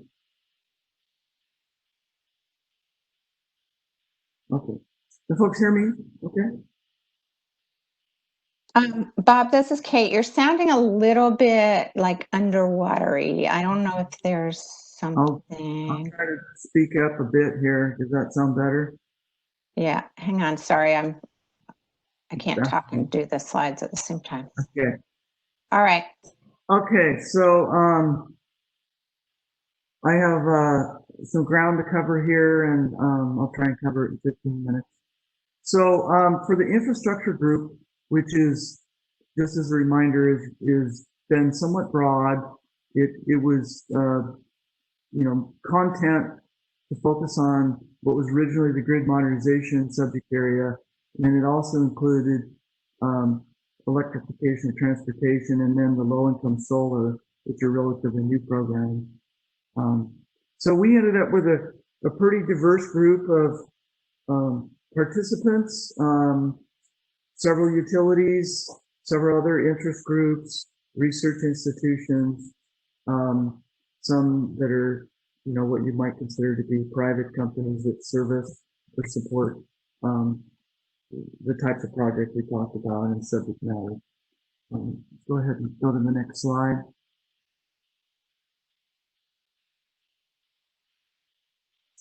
So early on in this, we've had 2 meetings so far, and in the first meeting, we introduced the process and the background, and it became apparent very quickly that the range of questions that we wanted to have discussion about, which was very similar to the list of questions that Jennifer talked about in the lending group, it became apparent that we were able to only get through the first couple of topics, and we had too large of a group. So what we did is we had developed a fairly long list of more detailed, expansive questions. And if I can right now, I was gonna pull that up. If I can. Can I do that from here? Well, I'll skip that part. So what we did is we broke things up into some 3 different breakout groups, and the general theme areas we had there were to look at how program is structured, and then another group was to look at appropriation and budgeting and equity issues, and then a third group was to look at eligibility and intended outcome. So I'm going to talk a little bit about what was the main feedback that came out of each of those 3 groups. And we really don't have time to go into the details of all the questions or discussion points presented each group. But each of those groups was made up of about 6 participants, and then we had a report out, and these are the main points. So this first group here was what came out of the group looking at structure, and the main points here was that the program shouldn't specify any particular technology. Let the applicants decide. Whereas in the past, particularly the grid mod program was rather specific, that it had to be particular types of technologies and applications. The other point was that there's a lot of challenges with getting smaller organizations into the programs. And that's been touched on by some of these other comments. A lot of that's been due to limitations with budget and administrative budget costs and staffing. But the emphasis overwhelming that came out of this group was that we need to widen and increase the outreach. Particularly a lot of small utilities, they lack bandwidth and are rather risk adverse. So having them put together projects, proposals, kind of independently that line up with the program has been difficult to get engagement, and that we need to identify who those organizations are that may have some risks, that have barriers, and help them overcome some of those barriers so they can engage in whatever the new structure might be. Another point that's been discussed by a few others that came out of this is that we should be considering what other states have done. One of those that was mentioned was Oregon, more recently with some program they put together. But there's a few others that have been touched on, such as Massachusetts and California, a few others. And the emphasis here was that we should be to look at the programmatic structure that they've used, how they've maybe streamlined the process and allowed or encouraged broader inclusion of smaller projects across a larger number of potential applicants. Fourth point, overall, we need to expand the eligibility, not just on any particular technology, but of scale and scope, and allow groups to, in some cases, come together as a consortium to apply as a group to overcome some of those limitations I mentioned with bandwidth or other barriers. Next slide, please. Excuse me. Okay, so one of the other points that came out of this was that we should have less emphasis on innovation. And my own take on that is, I'm kind of struggling with how we message that or incorporate that, especially in light of the discussions that Brian just had. In general, some of the comment there was that innovation is viewed differently by the type of organization and their history. And I think what's coming through here is people want access and participation, and if there's a lot of emphasis on or ranking or grading, weighting on innovation ideas, that actually makes it an additional challenge for some of those. So the other points that came through on that was that we should put more focus on improving system reliability and resilience and aging infrastructure, which I agree those things need emphasis, but the challenge here is how do we allow that focus or that emphasis on more near-term or iron in the ground, more attainable type measures in the name of economic recovery or diversification and inclusion, and not lose sight of the need for innovation, or where does that fit, and how does that still provide an opportunity where it's appropriate. And then there was also some discussion about adjusting the project funding and match requirements to encourage more participation, particularly by those that have less capacity to take on some of this kind of work. Next slide. Another area that we got lots of feedback on that has been a common theme is that we need more outreach, and some of that may take the form of just communications and engagement at various levels. But a lot of emphasis came up about that we need to have some sort of upfront technical assistance to potential applicants. However we define those target audiences, and it could take the form of design standards or examples from past projects that have been done, or even templates of how a lot of the types of projects have been put together and how that could maybe be improved to make it more accessible or help them get started. And then another point of feedback on that was that to extend the event horizon along with the additional engagement of potential stakeholders. In other words, the process may start earlier, may have multiple stages of identifying potential participants, getting them up to speed, getting them engaged, so that when we do have the formal application process, they're more prepared and ready, and that would lead to higher degrees of success by a larger number of diverse participants. Next slide, please. And then regarding budgeting and funding, it became apparent, in the discussion about that a lot of people were not that familiar with the allowable capital assets, what can be used for cost share, some of which Michael talked about. And so, my take on that is that those that have previously participated in the GRID program or have expressed interest in some of the programs like ETS, the ones that have already gotten involved in it have had it explained to them, what the capital type funds can be used for, what they can't be used for.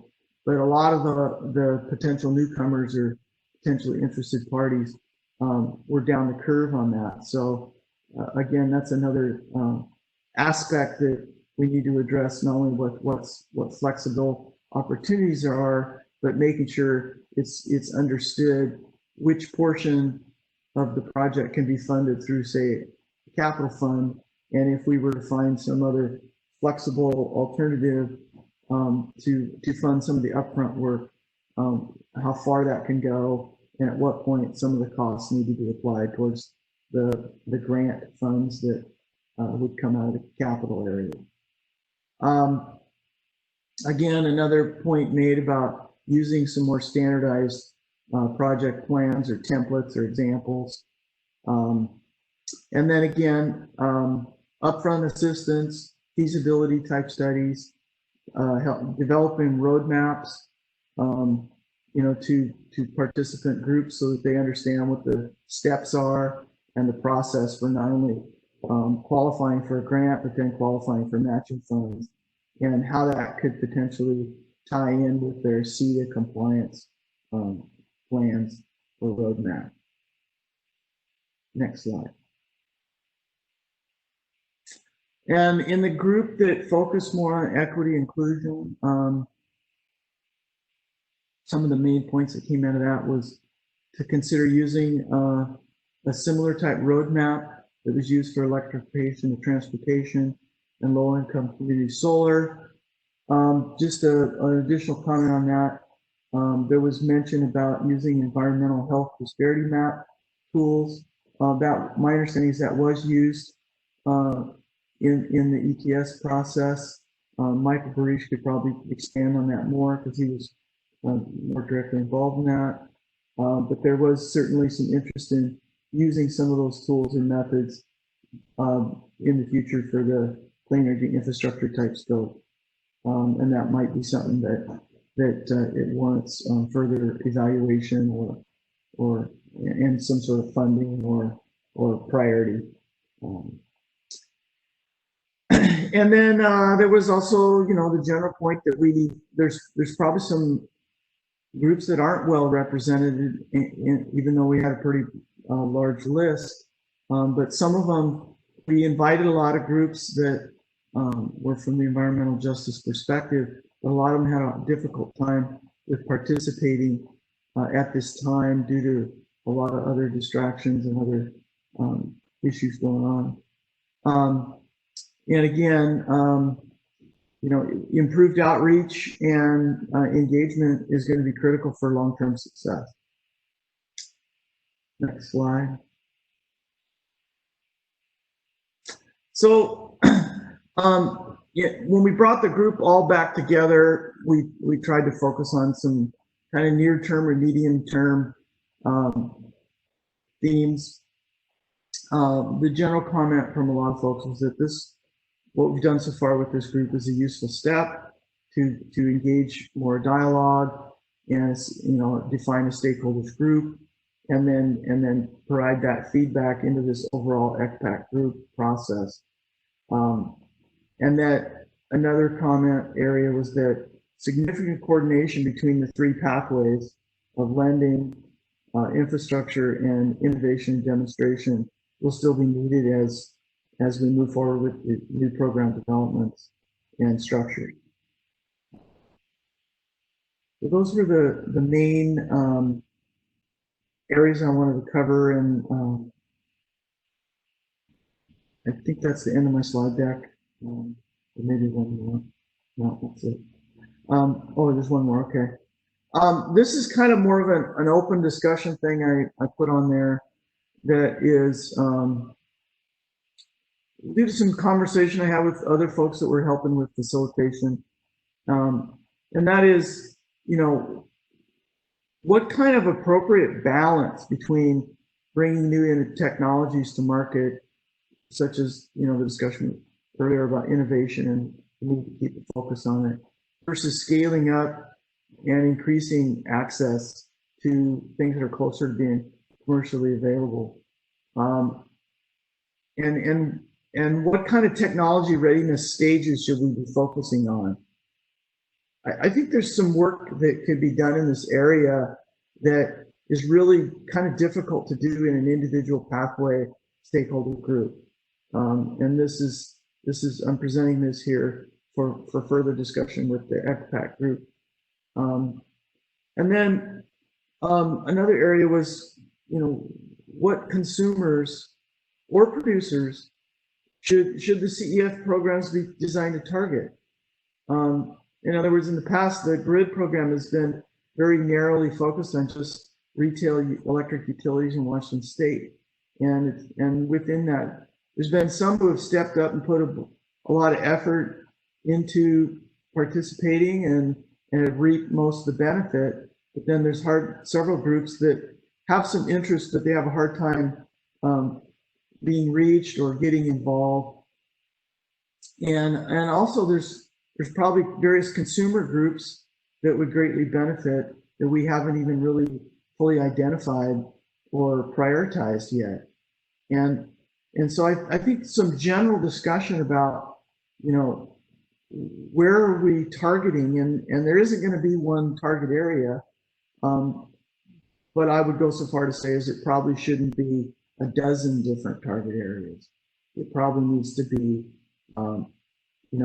some rich discussion about what are these overall programs and target consumers or producer groups, and then where can we best utilize the funding availability and the constraints around it, and break that down into the top, say, handful. And I'm kind of building on something Brian said, that maybe in the future it shouldn't be the same kind of 3 or 4 buckets. Maybe it should be a broader base with a different kind of structure that allows us to have the flexibility to direct funds in areas that we prioritize, whether that be a mix of new technologies or innovation with an appropriate level of increasing access to technologies that are more closer to being ready to apply at commercial scale. So with that, I think that's my 15 minutes, and I'll go ahead and open it up for questions.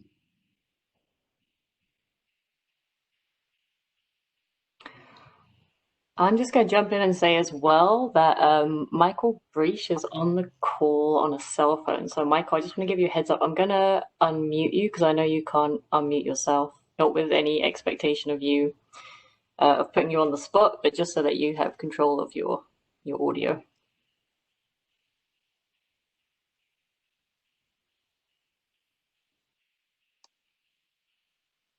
So there is a question in the chat box to Brian that I don't think we've addressed, and I don't know, Scott, if you want to repeat it, or Sure. And I don't know, this is, Commerce does a little bit of work with community-based incubators and accelerators, and I think Brian's already working with some clean energy programs that are focused. I don't really know enough, but it just occurred to me that you need to show a return for the money you're putting out. You're right, innovation can take forever. It's kind of growing a tree, right? You can't necessarily point to that tree because it's 10 or 20 years in the future sometimes.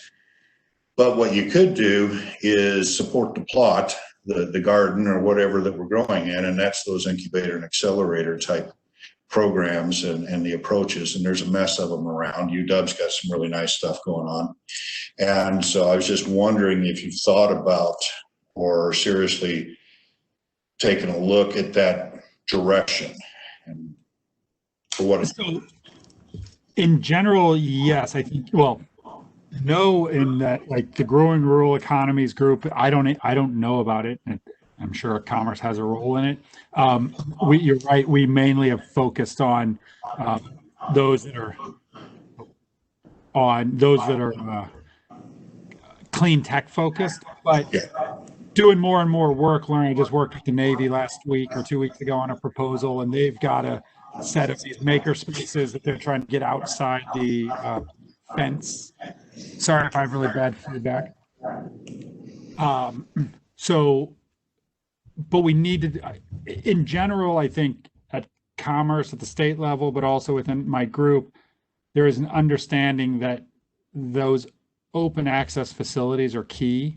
The test beds is a really good one, but very kind of more on the high tech level, or very specific. You have to have a very specific knowledge base to use some of that equipment, and some of the maker spaces that are made up of advanced kind of manufacturing type equipment or whatnot are key as much sometimes to do the work as to kind of create a cluster of people interested in that. And then when you have them together, you can find maybe the makerspace in Ellensburg or somewhere isn't going to have the right equipment and aren't going to be able to get that right equipment. But if you know the people who could use and need that right equipment, we can go out and find out where it is. And so in general, we like as a state the idea of these open access maker spaces or even more advanced research spaces.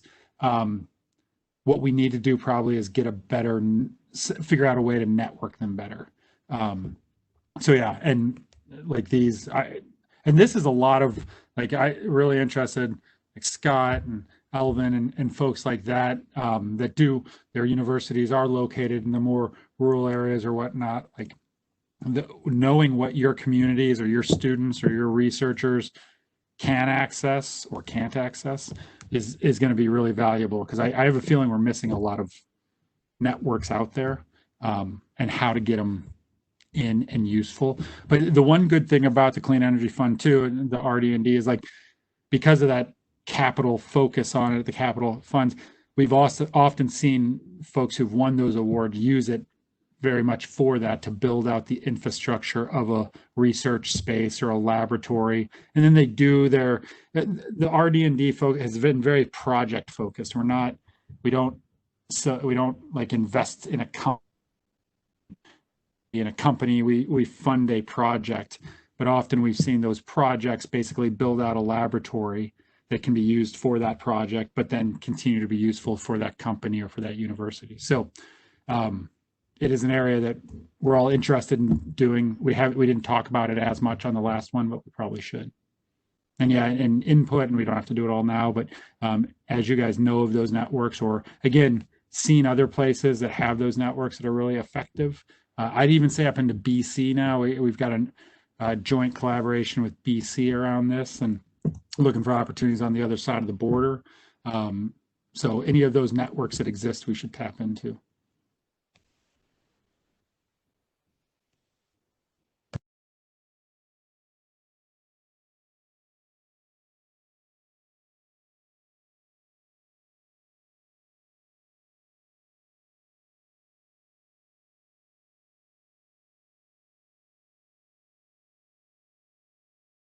So you all just heard a whole bunch of information, a whole bunch of ideas.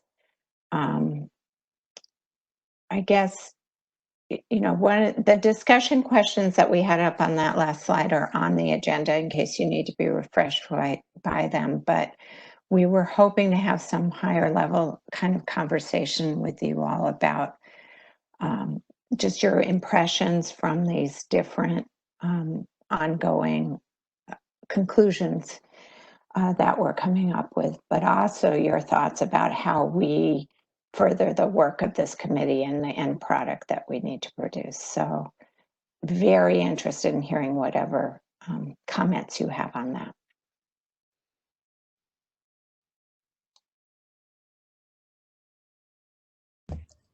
This is Dan Schwartz, and it kind of touches on, I think, perhaps several of the programs. We have amazing tribes in the Northwest. We've got, and they're almost all energy resource tribes, from a variety of forest products to hydro. We have some FERC regulated tribal utilities. There are really, really unique tribal financing opportunities as well, in terms of way federal, state, and other funds can come together. In 2010, UW hosted something, NSF sponsored a workshop on tribal renewable energy research. opportunities, and it just across the board in clean energy, there are amazing opportunities. And I think our state has an opportunity to be a leader in that space, support our tribes and our clean energy build out. So I really think we need to think strongly how we partner with the affiliated tribes of the Northwest Indians and other organizations to build this out. And, you know, I have worked in Indian country a fair amount. I could help facilitate some relations into Yakima Power and the enterprise groups out at Colville. So anything I can do to be helpful in that space, I'm happy to do it, you know, because I really do think we're leaving a lot of communities off the table, and part of the technical assistance and partnering opportunities, I think, are extraordinary. Just a comment, not really a question.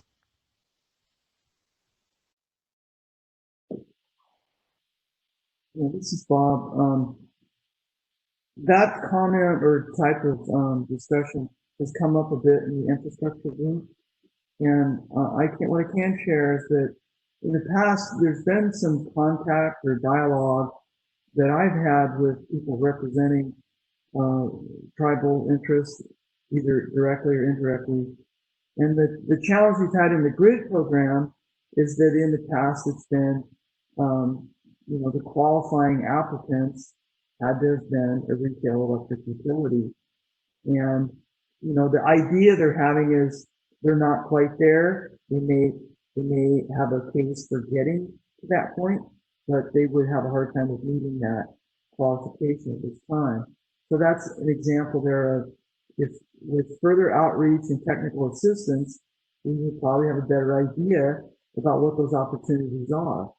And they may not be, you know, they may not look exactly like or very similar to the kind of projects we've already funded. They may look a little differently on what they emphasize. Like for example, there might be some using bio waste or other. There might even be some offshore wind or something like that comes out of it. And but on the other hand, it's been a little challenging to get them engaged in the process too.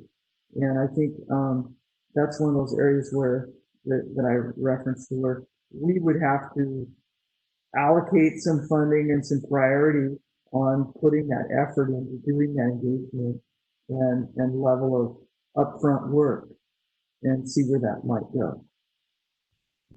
And I think Yakima Power would probably be the one that would qualify in our state based on the current rules. And I don't know the current power manager there or general manager, but they work with Grant County PUD quite a bit. And I note, you know, because they have an arrangement because of the hydro projects on their lands with Grant County PUD. But I think there are opportunities there in particular, and I don't know of anybody else that might qualify. You could correct me though if I'm wrong, that they would be a qualifying utility by current rules. Yeah, I think that came up at one point 5 years ago, and I do recall there was some discussion about that. But there was a whole lot of other tribal entities that may have some interest, but they currently weren't in that space. And so we probably need to look at both who's already there or who's close or may have some interest in trying to get to that point. But the real limitation there that I had to share with them is the way the program was previously structured is unless they could partner through one of those qualifying utilities like Grant County PUD, that we really wouldn't be able to take it past even threshold review. So, you know, when you have to pass a message on like that, it disincentivizes much more investment of effort on the part of the potential interested party.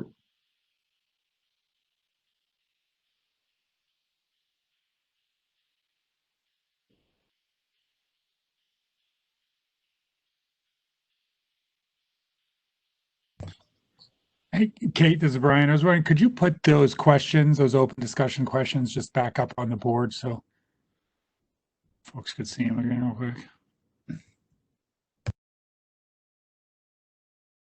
Hey guys, this is Angela.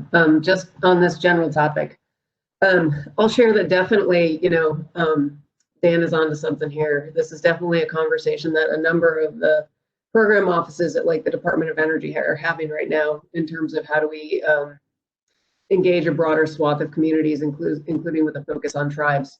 And it's really from a program design perspective, how do we empower these communities to come to the table and perhaps seek the technical assistance and sort of capacity development and things of this nature to help move, sort of the clean energy future forward. Because as Dan said, like the answer for the Macaw is going to be different than the answer for the Colville. And so then how do we sort of leverage technical assistance dollars, all that sort of things to build capacity in these communities? And I sort of think like, again, this isn't a capital asset necessarily. It seems a reoccurring theme as we're having this discussion is like, how do we get some more flexible technical assistance dollars in the door so we can help multiple different classes of entities make the choices that are going to make sense for them. And I will say at the Department of Energy, the technical assistance pots of money have been very haphazard over time, and so that is something that various programs are trying to deal with, but it's hard to overcome, in some cases, decades of habit, I guess. So I don't wonder if there isn't sort of a convening role, for example, for Commerce to play in that discussion and getting sort of a strategy on, right? And like Dan, I'm happy to help facilitate some of those conversations with the folks back on the DOE end who are trying to figure this out from a program design perspective.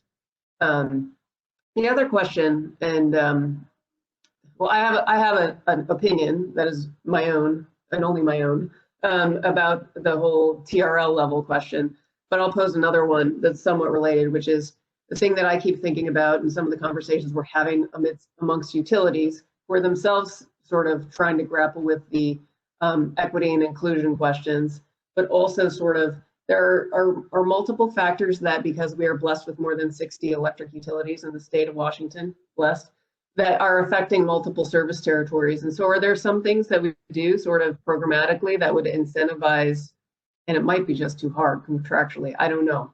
But if you think about, for example, the convergence of buildings electrification and electric and vehicle electrification, this has implications that run from Tacoma to Seattle to Snohomish across to Puget Sound Energy.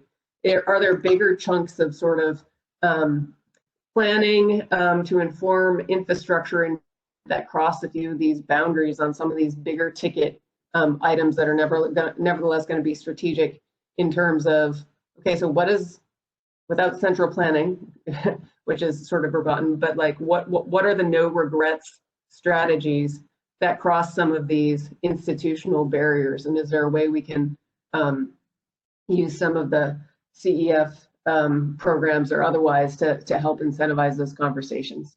So I'll leave it there because that was a lot of word salad, I guess, but just a few thoughts.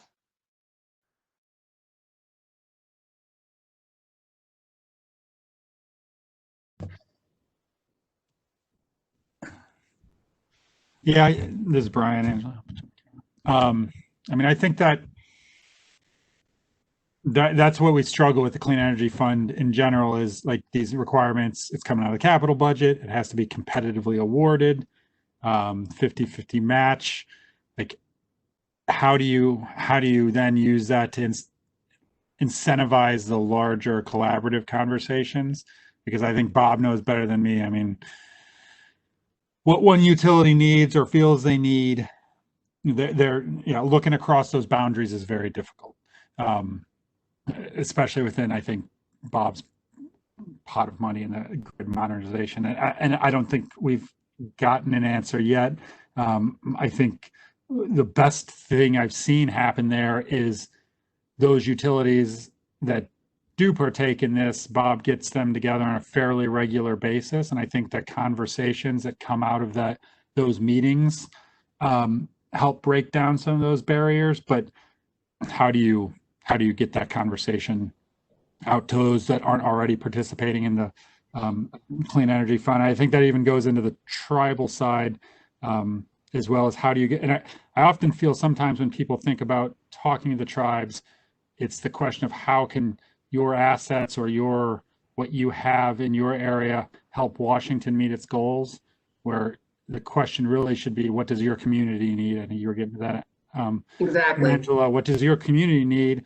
And address the needs of the community, and then figure out how that can either be an example for other communities outside of tribal communities in Washington, or how that then can click into helping us. Because like I was thinking of a call, like everybody's like, oh, put solar and get off the grid, or put wind turbines out there. And like McCall will tell you they need water infrastructure before they need energy infrastructure often. So like what their community needs and how we can address that.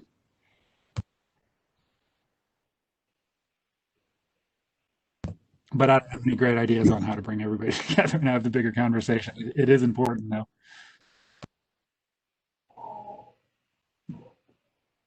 Well, this is Kate, and one thing I've been thinking about as we do this work is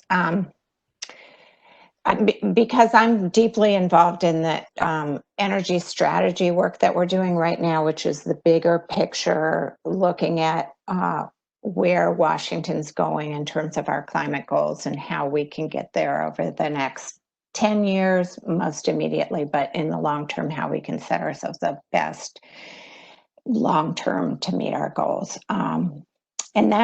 So that process is kind of very deeply and very analytically looking at that question. In terms of the Clean Energy Fund, you know, I do think one of the questions we need to ask ourselves is, assuming we have a limited pot of money and assuming there's some kind of sideboards on it, how best can we invest that money in things that won't otherwise be invested in or be moved forward by the process or by policies or by economics or other things. Just so that we don't feel like we have to take everything on with the Clean Energy Fund.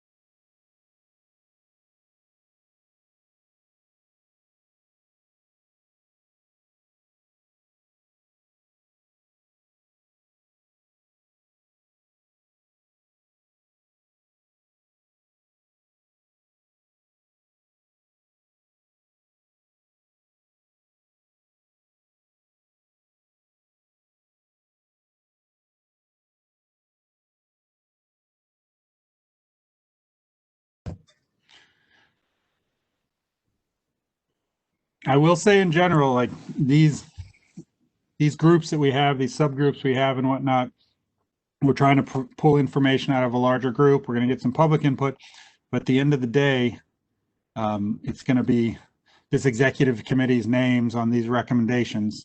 And so this is the time. I mean, this is one that I think the way it'll be written and fairly, it won't be too, it'll be something I think the legislators will read, or their staff will read. And I think we have a real good opportunity to put some, at least big, it's like sideboards on the conversation, or some big points for them to think about as they design these next rounds of Clean Energy Fund. So I just encourage people to get your marker on the board if you can. And even things like we talk about thinking outside the box. We don't need 30 different buckets maybe or something. Well, as it stands now, we're going to get 3 different buckets because that's the way it's always been and whatnot. So unless we say blow it up or do something different, that it's gonna look a lot like it's looked. Unless the legislature takes a real prerogative to change it, but I would rather that change come from folks that are more informed and think about this on a daily basis, maybe.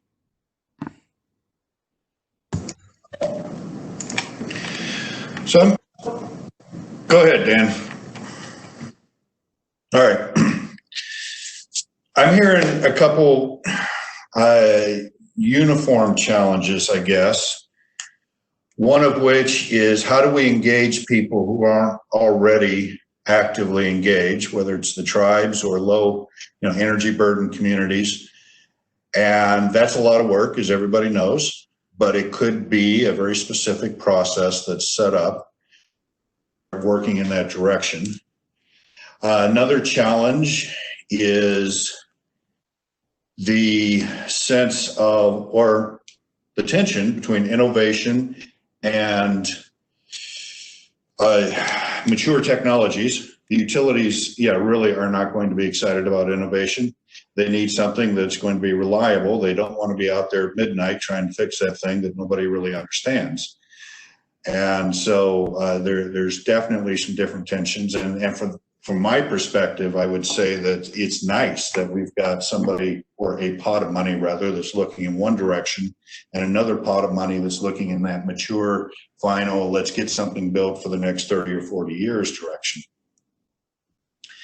But that is going to be a tension. And so it's something that's worth defining.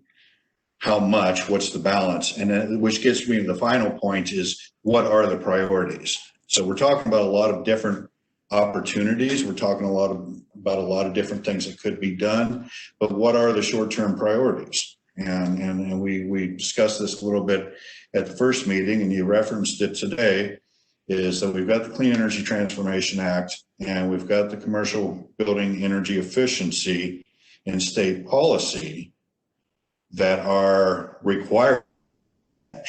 A large amount of work that we may or may not be able to actually accomplish. And I would say that that's a good place to go ahead and set some priorities, identify some immediate, relatively near-term goals or constraints that we want to work within, and then processes, setting up those processes. Some of the stuff I heard from the finance side is really interesting. We've talked about it in Thurston County at different scales, and it requires policy changes. And so it's tough, but policy change is long-term, right? We might get lucky next year, but more likely it's going to be a few years down the road. And so that's another thing with the whole process piece. You guys understand this, is we're going to have some achievable short-term goals, and we're going to have some long-term goals that we're just going to have to be able to say we're going to stay committed on that path, but it's not going to happen right away. That's my perspective right now. This is Brian Young again. That just brought up something that was talked about in my group that I really didn't put on the slide. I'm not sure why. As far as like, what are our priorities? What are our focus? One thought is like, we have a very in-depth state energy strategy going on right now, more in depth than we've done it in a long time. Just take that and use that as a framework and connect the Clean Energy Fund funding directly to what that strategy talks about. And don't overthink it. Just, we're going to build a strategy, use this money to implement that strategy. Obviously that strategy is going to be really focused on hitting hitting clean buildings, hitting climate goals. So that was one thought, is don't overthink it, take the strategy and align it. Mm-hmm. Hey, this is Angela. I mean, I think that is definitely one approach. I mean, obviously, Brian, we the innovation group thinks, innovation is important. And of course, I work for a national lab. So naturally, I think innovation is important. Just to be provocative about it, though, if you ask me as a citizen where state dollars go the furthest, it's probably even in that innovation space at medium TR levels, right? Because there's so much basic science money that's out there that the state money is just a drop in the bucket. So we accept the premise that like there's an R&D pot of money. Perhaps it should be sort of like later in that TRL cycle, and with a view toward matching funds on the federal side. And whether or not we want to pick a few targets where we think we have inherent advantage in Washington State, whether it's efficiency or whatever it is, that's a question for the group. The other question I wanted to ask is, and this is in part because, like Dan, I have the privilege of getting to help figure out where we're going to spend internal funds and matching proposals and that sort of thing. And we've been doing a little bit of looking at sort of, okay, so what are the tools and methods, analytics that exist for measuring equity today? And are there tools that we can be helping fund the development of that are before DOE time today, but might not be, maybe more of a focus come January, who's to say? But I'm just curious from the group and from more of the listening you guys have done than I've been able to attend to, what is the state of learning or the state of knowing as it relates to like the best methodologies out there for sort of measuring or inclusion and equity in energy policy design? I know the proposals we've got floating around from some of our staff are, you know, sort of updating econometric models, using machine learning, and there's a whole literature about machine learning and AI and whether there's inherent biases in that, you know, and applying it to, you know, a variety of data sets with an eye toward understanding, for example, energy efficiency for starters, and how would we extend such a tool. But I'm curious as to where sort of the state of play is in terms of our thinking in Washington, in terms of measurement and criteria around these equity and inclusion questions in the context of energy policy design. Does that make sense?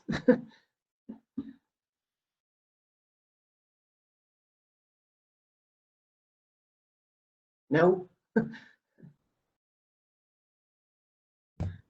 It makes sense to me. I can't say I have any knowledge on the subject, unfortunately. Like the environmental health disparity map, is that a UW thing, Dan? I think, if I recall. Well, there's a combo. I think Front and Centered and Puget Sound Sage have done some stuff on where like diesel emissions have impacted. If you look in the transportation community, they are so much more advanced than we are in social measures of access and equity. And so as far as I understand on the health disparities mapping, that a lot of it on the energy side has been on diesel emissions and what are the communities that are next to ports or are in transit corridors that have been traditionally served by diesel. Metro King County has a program. They just acquired their first 40 electric buses, and they're going in South King County where they could show the largest harm to communities that have been impacted by diesel emissions. And so they're putting their best new clean technologies down there. In energy, man, oh man, I am at a loss.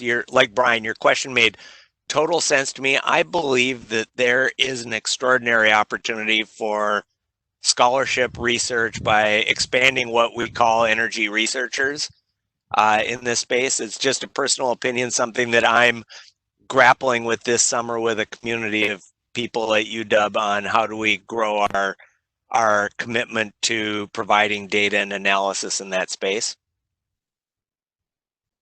Yeah, you know, that's my sense too, Dan. Like as I've been sort of kicking the tires on some of these proposals that we're considering, I'm like, is there something out there? I've been talking to my old pals, administration at DOE, saying, hey, if anybody's doing this, it would be California Energy Commission, but nobody seems to know that anybody's doing it yet. And it seems like a gap for sure, which is maybe a longer term conversation for us. But, you know, that just makes me think in terms of CEF, and if we want to propose something provocative, and I don't know if we do or not, you know, there are certain no regrets strategies probably, even if we don't have all the data to inform everything today.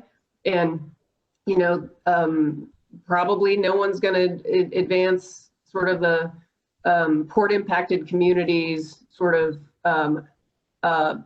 segment as much as Washington State is motivated to, because we have such a maritime specific, more maritime dependent economy than most places around the country, right? And we know that this is one of the challenges as it relates to lowering our carbon emissions, is dealing with everything that comes with ports, for example, you know, and it's the medium and heavy duty transportation and maritime transportation, and there are port impacted communities. So we could pick a few themes that are like no regrets, and that are particular to Washington State.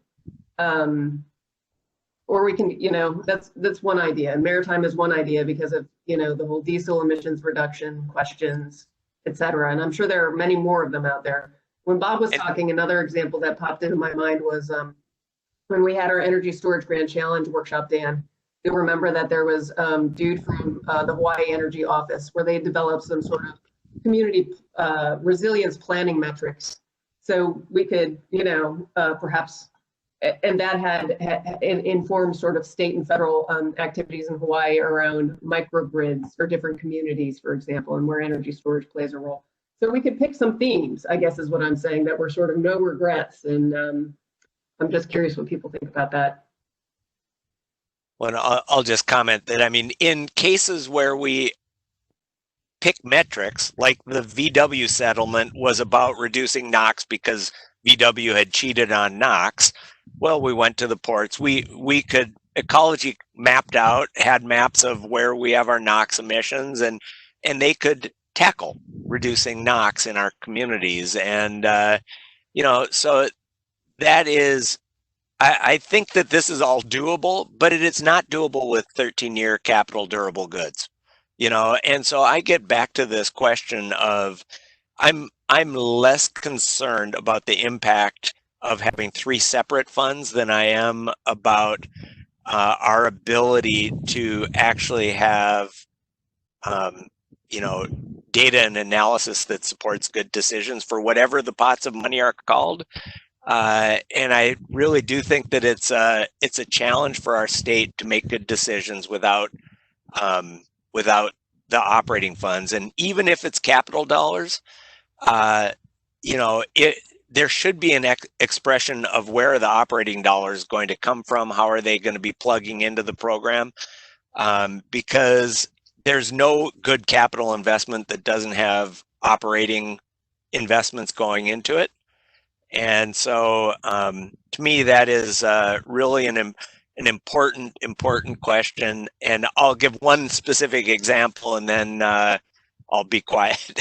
And that is, I love the Clean Energy Fund, RD&D investment that was heavily leveraged by Microsoft, Cummings, and others for the data center, sort of radical designs of efficient data centers. And it was a capital budget, but Microsoft's been making philanthropic donations to UW to have a student down there working in the data center, and their proposal would have been so much better if they would have made that commitment up front. We get a check and we know we have another year of student support down there, but engaging students in some of these projects, being able to support them, they're doing it already, and they would have had an even more compelling contribution to the state because there's no failed project when there's a student being trained. And so no matter what the technology does. And so that would have been a case where if they had made that commitment for an operating budget to have it engage a UW graduate student working down there or whatever, it would have just been, better. So anyway, now I'll be quiet at that point. Thanks.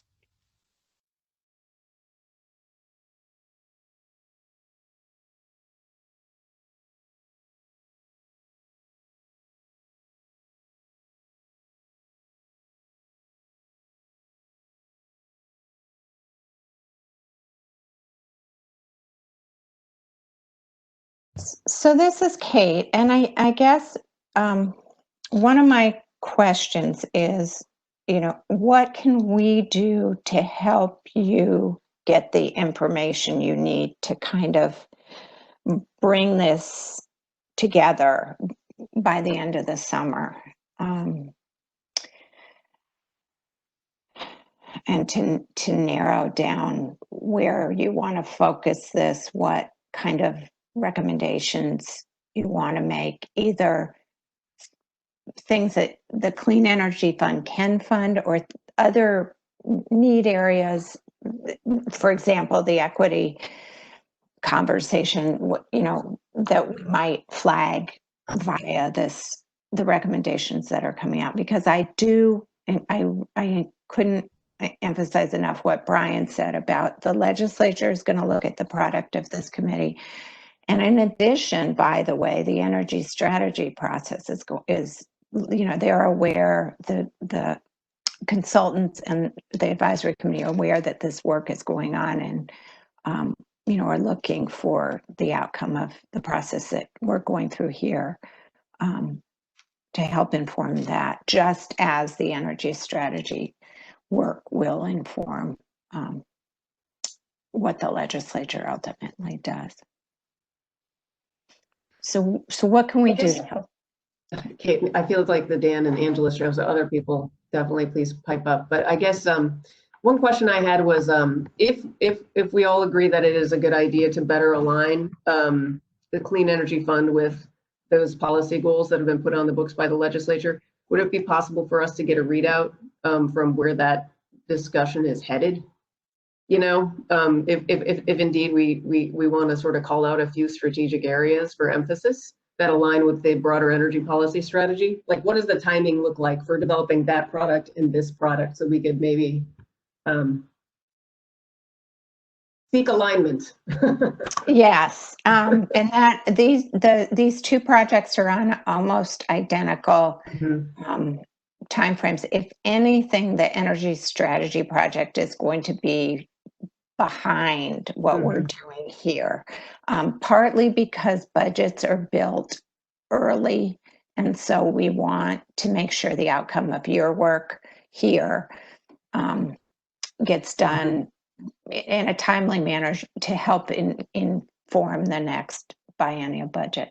But yeah, there's definitely some work coming out there that might help with that, to help inform as you're talking about, but it's complicated, and it's the energy strategy is now being kind of pursued in 4 different sector areas with a lot of technical analysis and modeling, and I don't know how much you've been following it, but so it gets very complex very quickly. There is an equity consultant who's working with the group, as well as an economic consultant who, which is going to result in some underlying themes of equity as well as jobs and workforce, but also just economy in general, and so, but it's going to be difficult to align the two.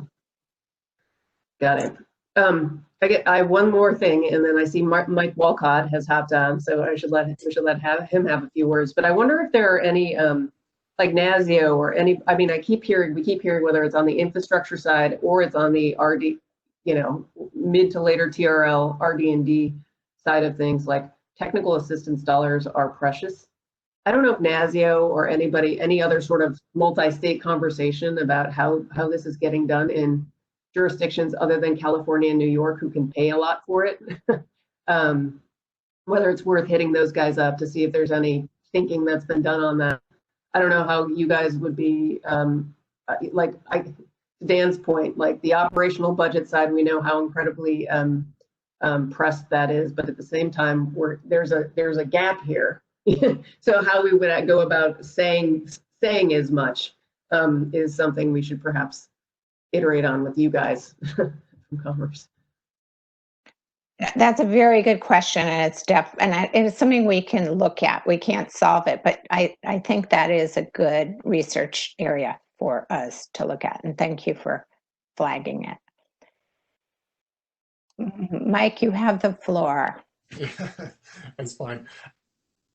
I wanted to chime in and support the idea of trying to align with the energy strategy. I understand the difficulties. I've been engaging with those folks some in terms of the modeling, supplying them some data, and connecting them to models for sustainable aviation fuels. But it seems as though the more that we accomplish, the more that we target this program to make investments in reaching goals that further this, where the state wants to go, the better off it's going to be. Otherwise, it's going to be a set of eclectic things that might hit or might not hit, and then trying to justify the program may be difficult in the future, especially since it seems to be mostly, I think it's proviso funds mostly, in terms of gets renewed every year.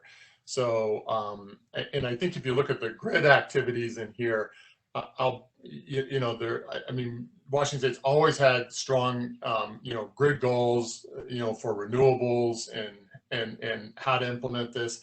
It's been aimed at that, like Angela had indicated, that sort of mid TRL level of ones that maybe the utilities can't take the risk of investing in yet, but want to prove that out, and connects oftentimes with universities or the lab. The national lab, stuff like that in that area, and it's been quite successful in that because you have real actors that are sort of furthering goals and targeting aspects that they find difficult to make the investment, the risk at the time. So the more that we can align these with other programs like that, I think it's really best use of these types of funds. So I know it's, that the other group's on a different timeline maybe or something, but to some degree that we could, sort of, meet with or understand sort of that aspect to help align those things, I just think would be beneficial.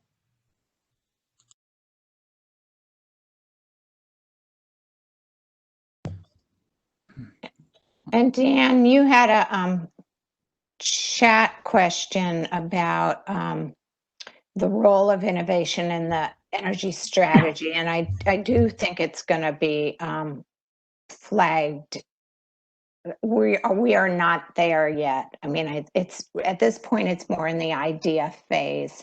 So I think I can fairly say that innovation is coming up in all four sectors conversations, but where it ends up ultimately in the recommendations in the strategy remains to be seen. The equity consultant that is being used, and it's a subcontractor to our main contractor, is her name's Bethany Jones, and she's out of the Bay Area, and it's Inclusive Economics, I believe, is the name of her firm. So that answers your question, Dan. I think, Brian, did you have something, probably commenting on Mike's statement that I talked over? No, I just had another point, I guess, to think about. I mean, the legislature put you all on the committee. Quite frankly, the Clean Energy Fund has traditionally been probably most applicable to research universities. But I think as we talk about equity, a lot of that is equity to the rural areas and to who can participate in this pot of money. So ideas on how the traditional research universities can be included in this pot of money, or made the pot of money be more applicable to the students and the professors there, I think is important to the legislature. And I think that rural urban divide, and even I don't know, maybe Michael Breach or somebody, but like often when we talk about front and center and things like that, I hear the word Puget Sound used a lot, and we really need to make this statewide. So ensuring that as we look at equity, it's looking at all aspects of kind of across the spectrum equity and across the state, and then how we can bring in, again, maybe not our traditional research institutions, how we can help Western participate more, Central participate more and stuff. I think that's really interesting to our legislators as well. So put that out there.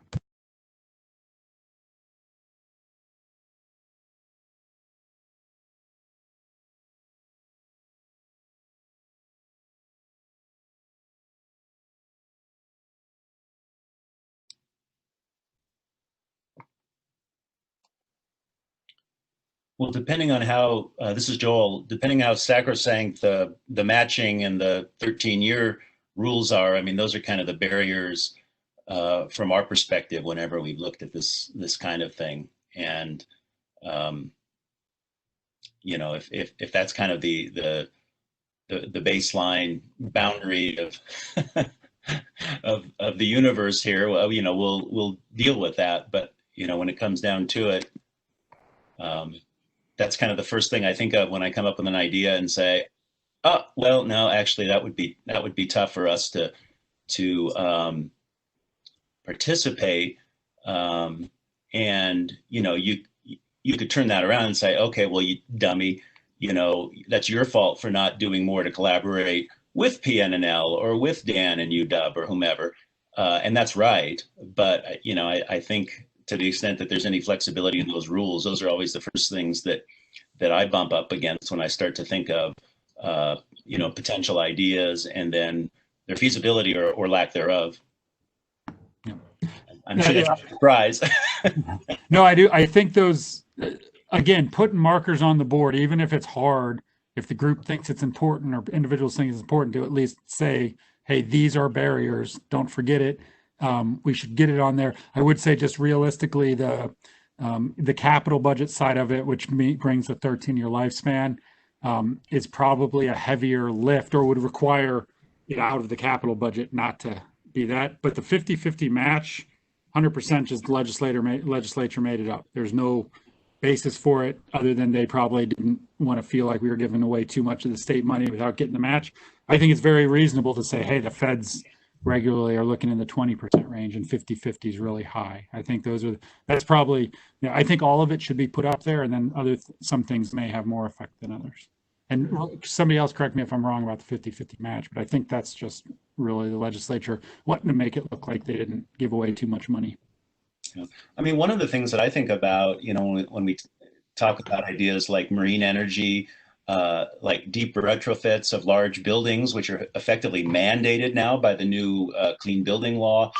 There's a lot of technology transfer, not just from our own research institutions, but from other parts of the world, particularly in Northern Europe, in those two areas, where I don't know what kind of a technology transfer partnership sort of endeavor might facilitate that or speed that up, but it doesn't look very much like iron in the ground 13-year capital expense, at least initially. So that's the kind of thing that I struggle with.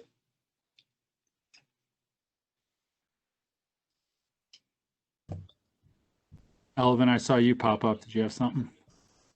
Yeah, I agree with Joel. I remember when we submitted our proposal for the Clean Energy Fund Round 2, it was, we were working in collaboration with the city of Ellensburg, with the utility. They're a distributing utility. They're not a generating utility. And what we wanted to do was to test, we were gonna get a few different kinds of battery storage, built solar panels, and then we were going to charge those and then create a curriculum development and research project with students that were going to analyze the data and feed that data into an energy data analytics lab. And creating the idea wasn't the hard part. The hard part was how we could feed with the specifics of the Clean Energy Fund so that we could get the matching, we could get so we were creating all of the project, but it was the utility in Ellensburg, the one kind of submitting the grant because of all of the way in which the instructions were written. And I just finished my 3-year tenure with the Utility Advisory Committee of the city. And they've been trying to find ways of, there've been proposals asking the city to change code to rely on 25% of the electricity produced coming from solar. And one of the points of debates, and this will bring back everything to vulnerable communities, inclusivity, diversity, etc. One of the pivotal points of discussion between the Environmental Commission, the Utility Advisory Commission, and an environmental group locally was that although we really want to move forward with that, the problem is the price of electricity will then increase problems of energy justice to vulnerable communities who can't afford that. So now the policy side comes in and it becomes extremely problematic. But having said that, I agree with Joel. There should be a way in which universities like Western, Eastern, Central, and others can tap into that, because although we're regional comprehensive universities, there's a lot of faculty members like us that come from R1s, and we have active research agendas. I look at uneven distribution of social, environmental, and economic impact associated with large energy projects, hydraulic fracturing activities in Patagonia, Argentina, and my previous project in Venezuela as well. And so we do have the theoretical and research capabilities. One of the obstacles or entry point is the heavy load, the teaching load associated with our workloads. And so there are definitely ways to get around it. I believe we have the expertise, we have the desire to participate and work in these projects. And we are seeing, like, for example, the census 2017 put Ellensburg as the 10th fastest growing county in the nation. And so we're experiencing a boom of development in this town, and all of the positive and negatives associated with that. So this is a perfect time for communities like Ellensburg to tap into these resources.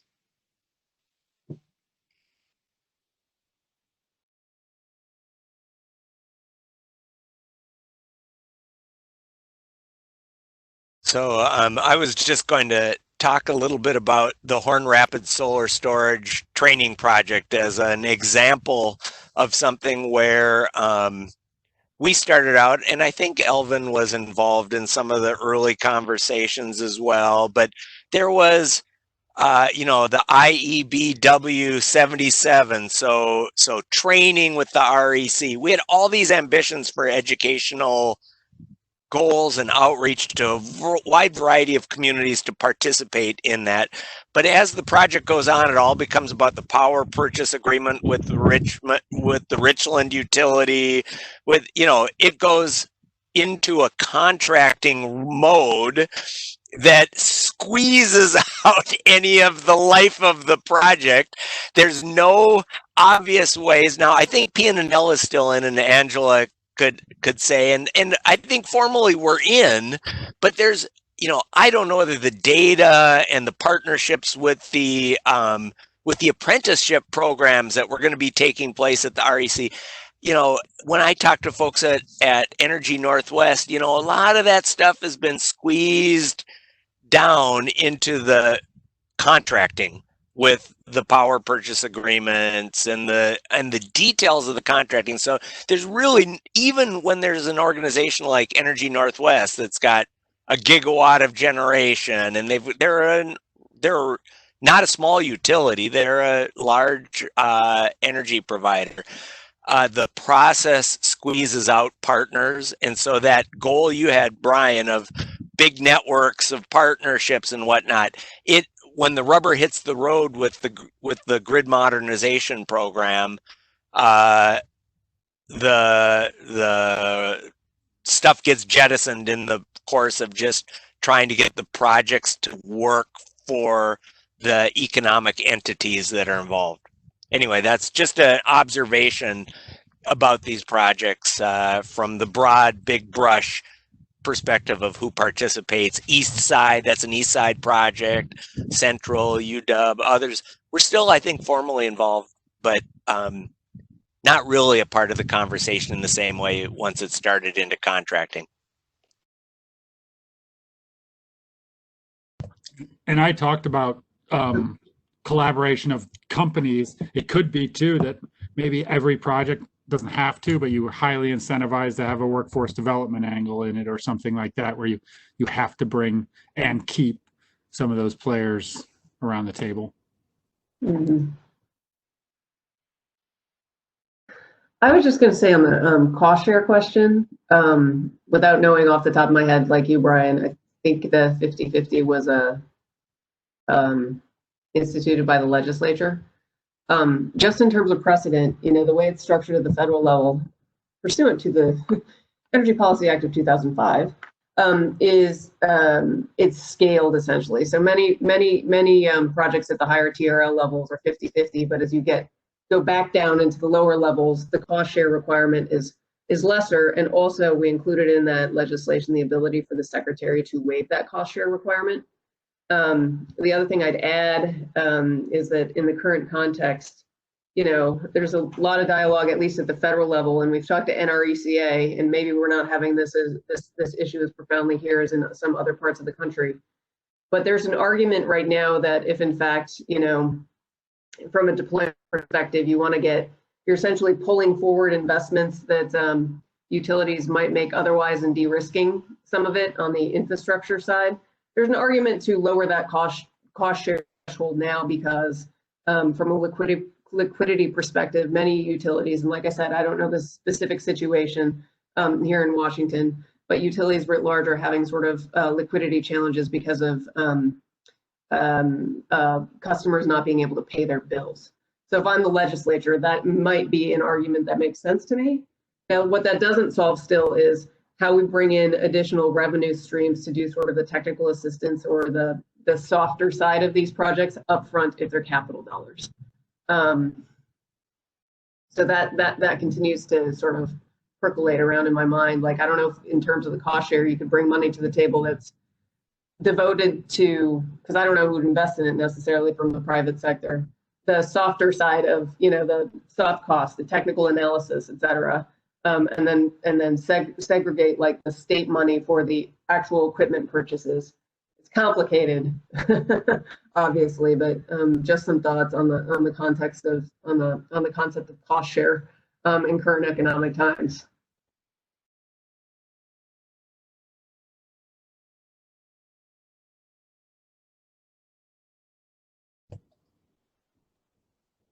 Joel, did you have something? No, sorry. Oh, okay. Your camera's still on. I thought maybe you had some. Okay. Yeah, no, the cost share is interesting. And quite frankly, that's often what happens to these projects is the companies or the folks going after it just have to push all their things that would traditionally be operating and whatnot into that match, since it is 50-50. And then they try to squeeze anything capital expense over on the side. It's a dance often, which I think everybody has to do when you're going for grants and whatnot. But if it's the most efficient dance, I don't know.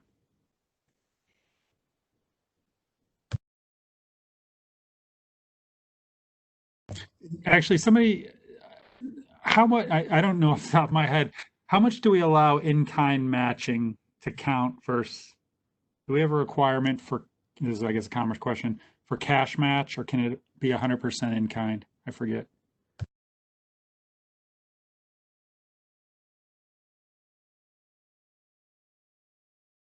This is Hans. Yeah, we definitely can do in kind as long as it qualifies for the scope of work.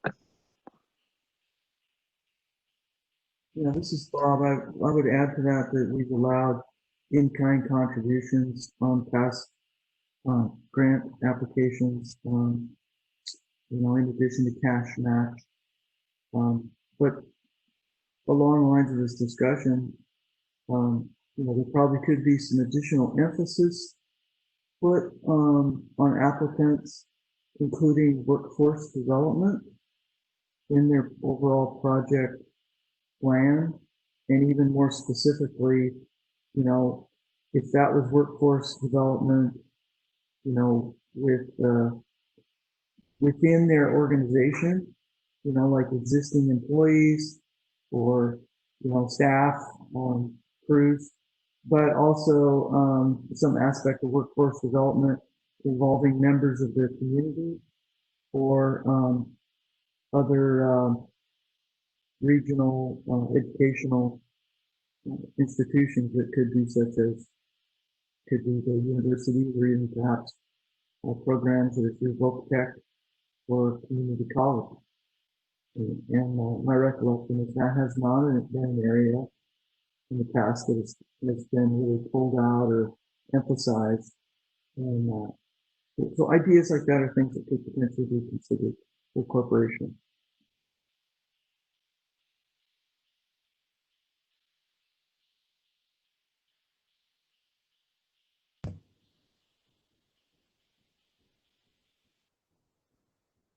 I will just throw out there, got about 10 minutes left officially.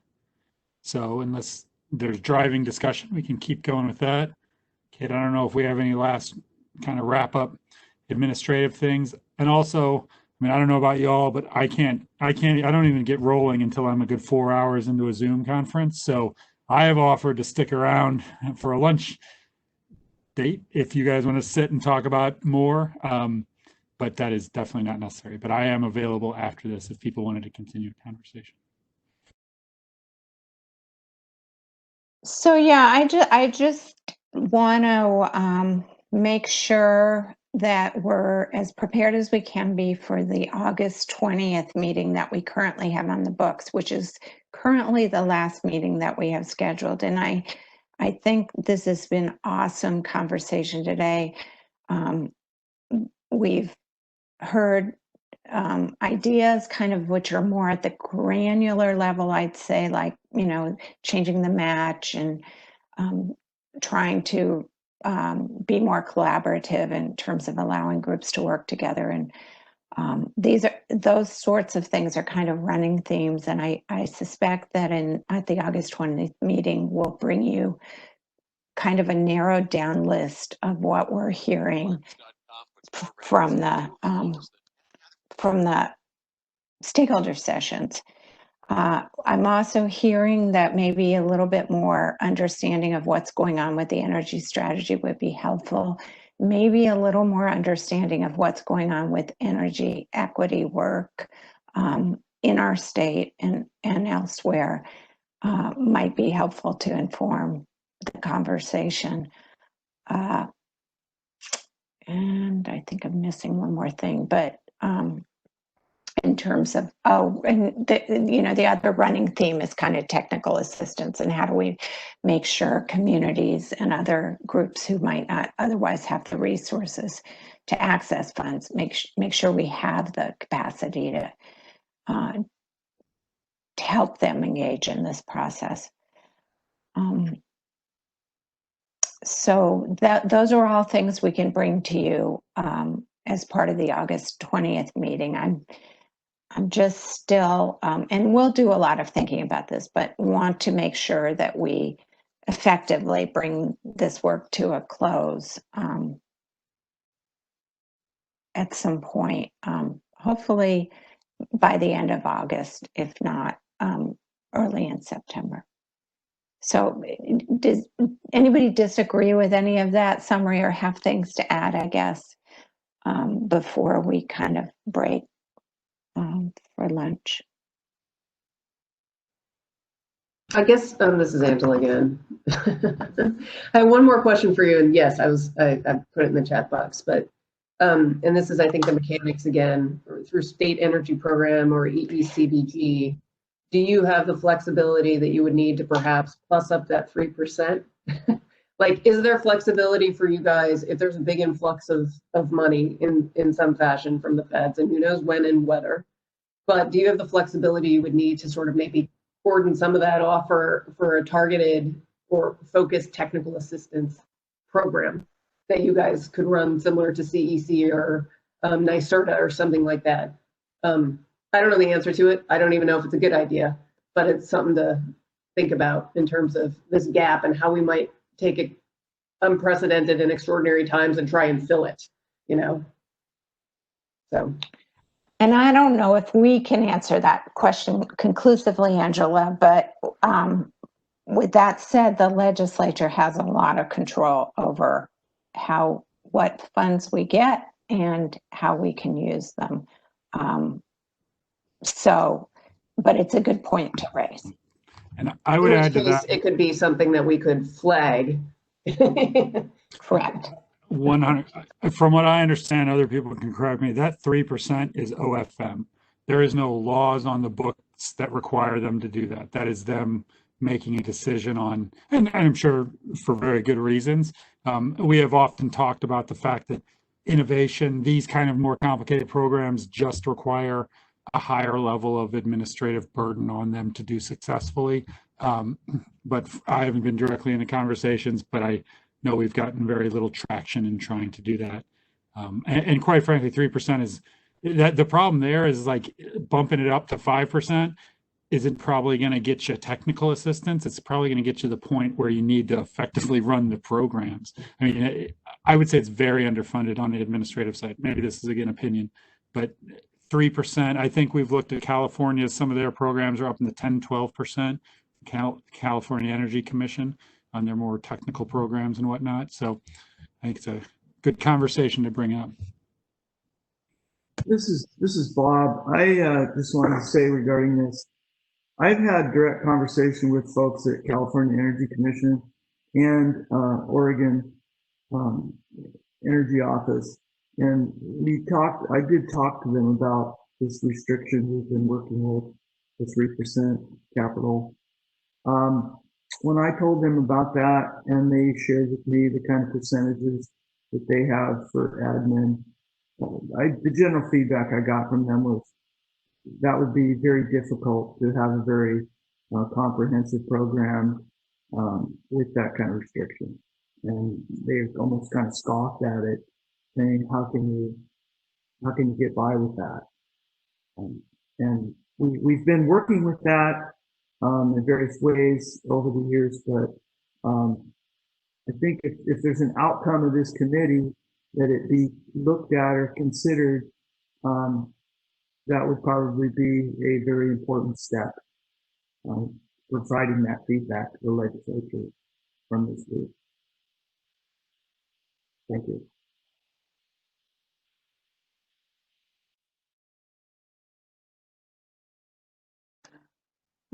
Okay, Brian. So I guess there being nothing else for the good of the order, maybe you want to take a break and I don't know, or how do you want to, you're hosting. Yeah, well, I think we're done with today's session. We've got another one coming up.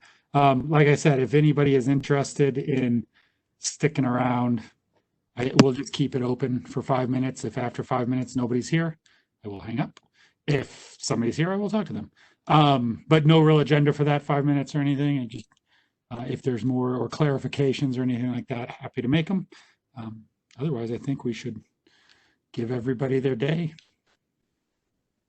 Okay, thank you everyone for participating and coming. We appreciate it very much. There's much excitement about this work. Thanks, Commerce people, and I just want to acknowledge you're all on furlough this summer, so thank you for, you've got furloughs, so thank you for everything you're all doing on behalf of the state under trying times. Thank you so much. Yeah, thank you all. All right.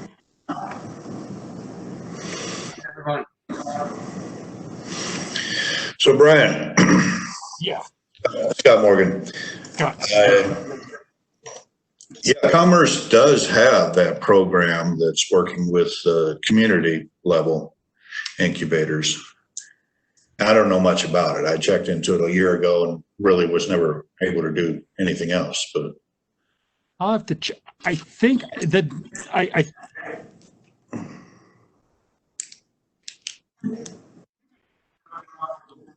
may have been financing too, but I'll have to ask internally. I think it's in our, we have a Pacific Rural Development network that's probably who it comes out of. Yeah. Unfortunately, like I said, they might have just too for funding. So I'll check into it because, you know, it's interesting.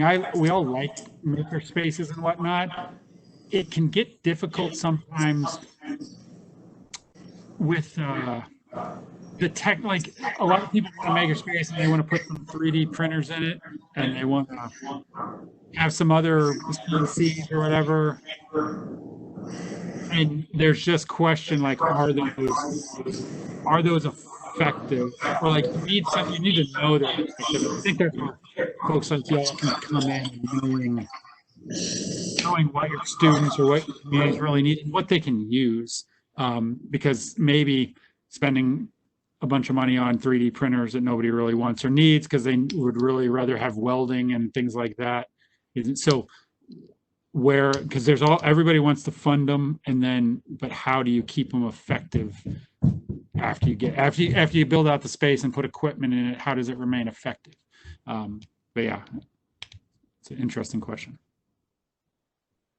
That's the operating side of it. You really need programs built around any piece of equipment that you put somewhere. You need somebody who's dedicated to educating the community so that they have the rights to come in and use those for their own creative purposes. And, you know, it doesn't take 10 or 20 people, but it does take somebody that is there to support people, get them going and doing things. And whether the grant is capital, but there needs to be operating plan that goes with any capital investment. It's just, you know, and I'm sure every granting organization has that capital plan stirred in to their minds, but them writing it down and you assessing it will make your capital dollars go better, I think, if it's an explicit part of any program. Because this ain't rocket science. What I'm saying is not rocket science. I think everybody would agree. And Scott, you're on mute. Couldn't hear you. Still on mute. There we go. Yeah, and that's kind of what I'm thinking. So we'll see how many survive, but the incubators, accelerators, makerspaces are out there. And so is there some sort of clean energy related programming that can then be shared out within the communities and centrally supported? And then you tie into your local community colleges and the universities, the high school. And then that's the garden that you build, right? Yeah. And, you know, in that respect, because I think then that often falls, those discussions end up in our CTC system, technical college system. But the good thing is we have a good, like our Center of Excellence down at Centralia with William Westmoreland, the good way, I mean, that whole purpose is to be an umbrella organization over any community that wants it or has it, to provide them that kind of information. So that, and maybe that's who we need to pull into this conversation. And that may be the good, especially when you talk workforce development, is better connections to CTCs up into the universities and the research universities. So hopefully you get those students progressing through the whole system. But even if they don't progress through the whole system, I think Dan and I have talked about this, there's plenty of PhD students that could use really handy welders or electricians or something to get some of these crazy projects done. So yeah, that's probably a gap. And if it's in Clean Energy Fund or if it's more workforce development question, you know, quite frankly, for this exercise, again, I think we should put it on the board. We may not have answers, but a lot of legislators don't think about this at all. Maybe they read a report and be like, oh, I never thought that was important. We don't have to describe it, but at least we put it on there to say, hey, we talk about these things working better. I also look at it as we've got the next round of Clean Energy Fund. Then we don't know. I mean, who knows what's going to happen, if they're going to like Clean Energy Fund. But it's also hard for me to believe that for the next 20, 30 years, we are not going to be heavily investing in these clean energy issues and whatnot. So for me, this is really an opportunity to say, like, whatever you want to call your program, however it's designed, here are ways to make it strong, make these ideas stronger in general. Yeah, so many of the clean energy jobs, the reason why the Bureau of Labor Statistics says that they're the fastest growing are community college and apprenticeship level training opportunities. And so, and one of the things that was absolutely the most exciting to me about the opportunities that Horn Rapids Solar Storage has with it is that I would get PhD students potentially walking around being guided by the apprentice electricians. I could imagine building all kinds of vertically integrated educational things where they're competing in the Foster Business School Environmental Innovation Challenge. And now we've got an apprentice electrician working with a PhD kid with a new concept in solar. And we would move faster because of the expertise of this vertically integrated set of skills and knowledges that in a way when we, and I saw, and I'm not saying that it won't be resurrected as we start building this program and whatnot, but I saw this potential in the earliest discussions around the Clean Energy Fund investment in the Horn Rapids Solar and Storage, and the thread has kind of, it's been broken. The enthusiasm and energy has been broken by 2 years, 3 years of contract negotiations that have gone totally silent because every board has to vote on, you know, the utility has to vote on the PPA, and then the board of the new generation board, you know, it's just, it's complicated. And, you know, for those of us on the outside, it goes into a black box through internal discussions and whatnot, and it kind of loses the momentum. And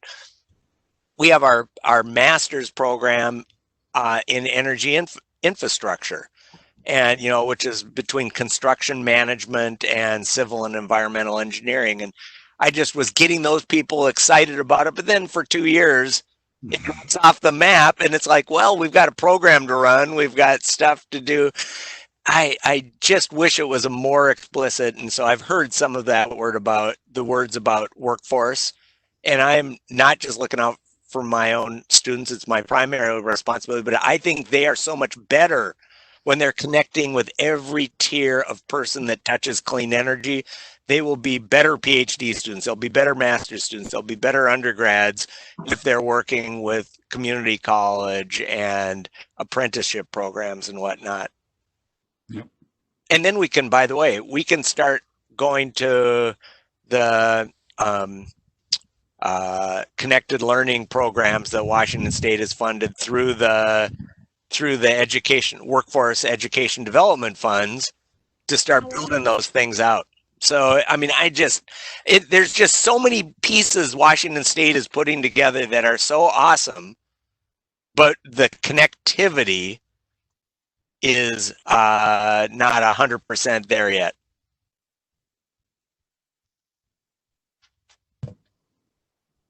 Scott, looks like you agree with everything Dan said. Yeah, pretty much. I think to stimulate change, not to control the change so much, not to be the source of the change, but to stimulate change. And so the bigger the network gets, the more we get that mix of people who are working with their hands and people who are working with their minds, the more we're going to stimulate. And it's a challenge. I mean, it's not at all simple, but yeah.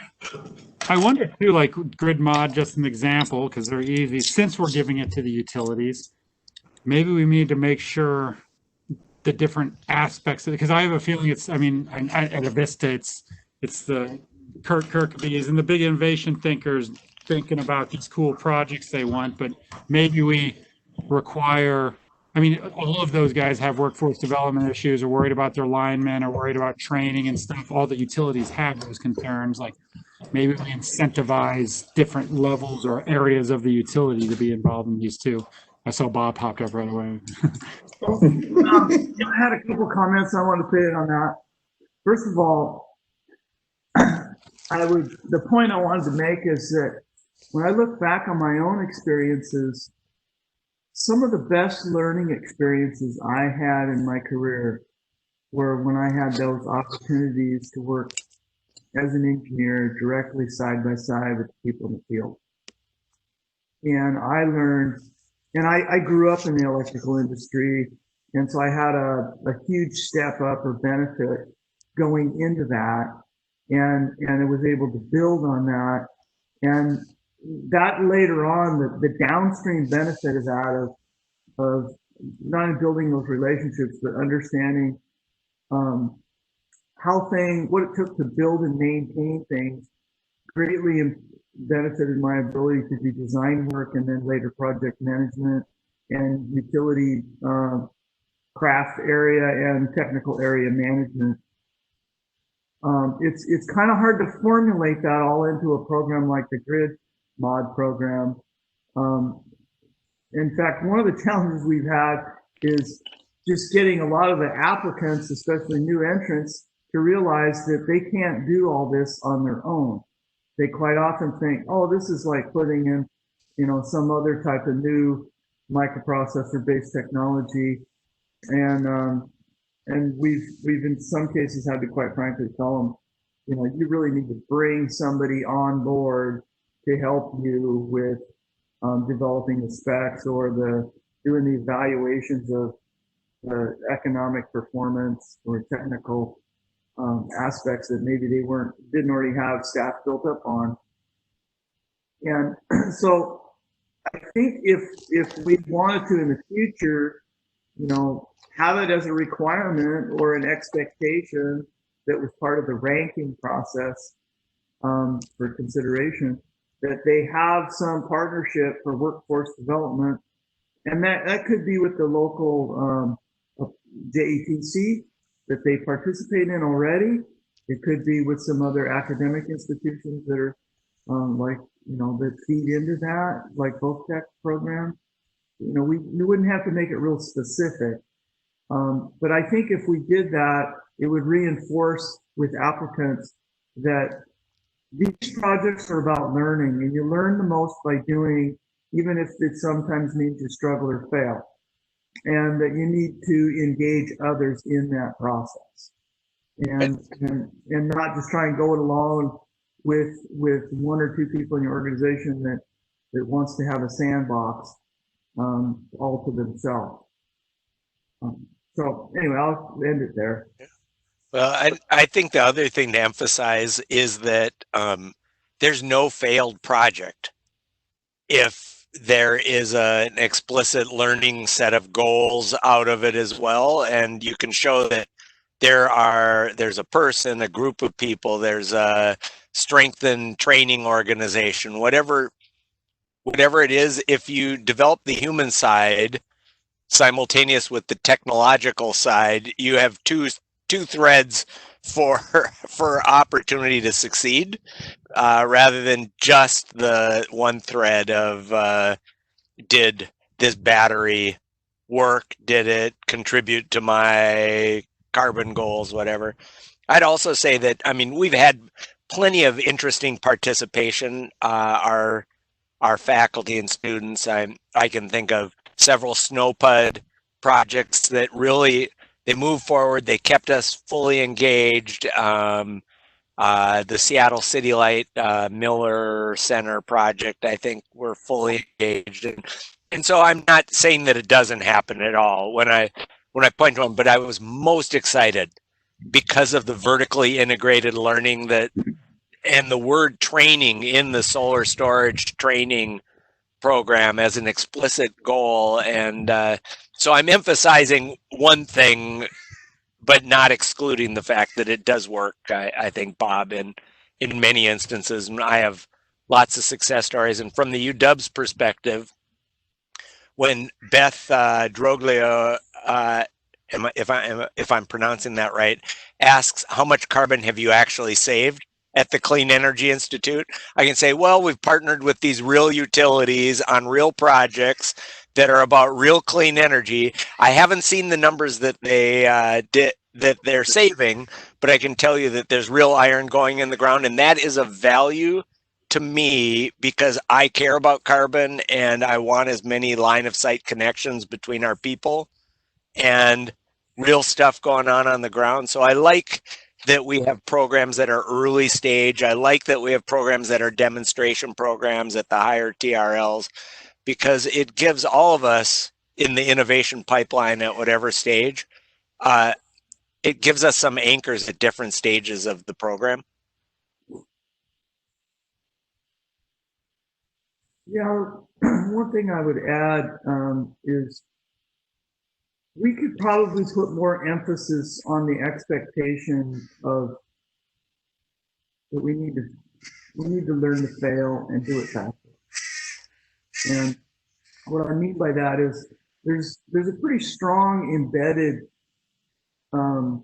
legacy attitude, especially within the utilities, about not taking risks, and that it de-emphasizes any kind of thing that might fail.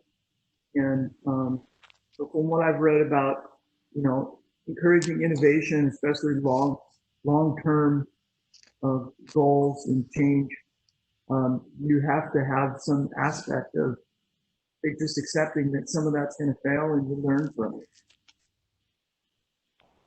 And I don't feel right now we have a lot of that embedded in the program criteria. Yeah.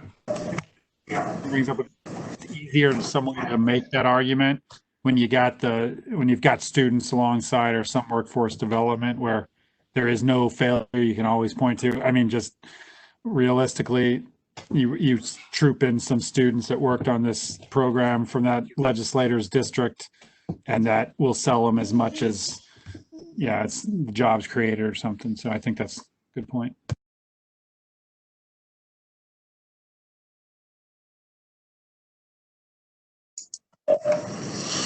Yeah. So just, truisms, but you can't get to where you want to go without figuring out what you should be trying. You can't do it. Otherwise, we get stuck with everything that has already been proven by other people who were willing to take risk and learn from their experiences. So I think it's an important thing to include. I think we often have to remember our state is weird. Like this is that, I think it's calmed down now. There was a lot of politics around this. This is an Inslee thing and stuff, but also just in general, our state doesn't give away money because so it just felt so big to them. Where other states, I mean, it's a good amount of money. I'm not saying, but like it's not that much compared to what other states like that. So I think we just have to get over that hump where the legislators see this as that one huge pot of money that we give away just to this sector, not everywhere else. And I think that's kind of calmed down. And I think the policy that we need to meet now helps them justify why we need to do this even more so. And why they should be taking risk, political risk in their mind, and why it's important.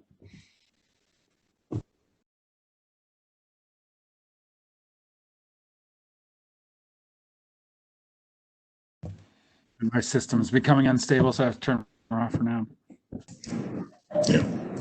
Yeah, I've got to take off. I've got another meeting to prepare for, but thank you. It's good talking with everybody afterwards, and we'll keep moving.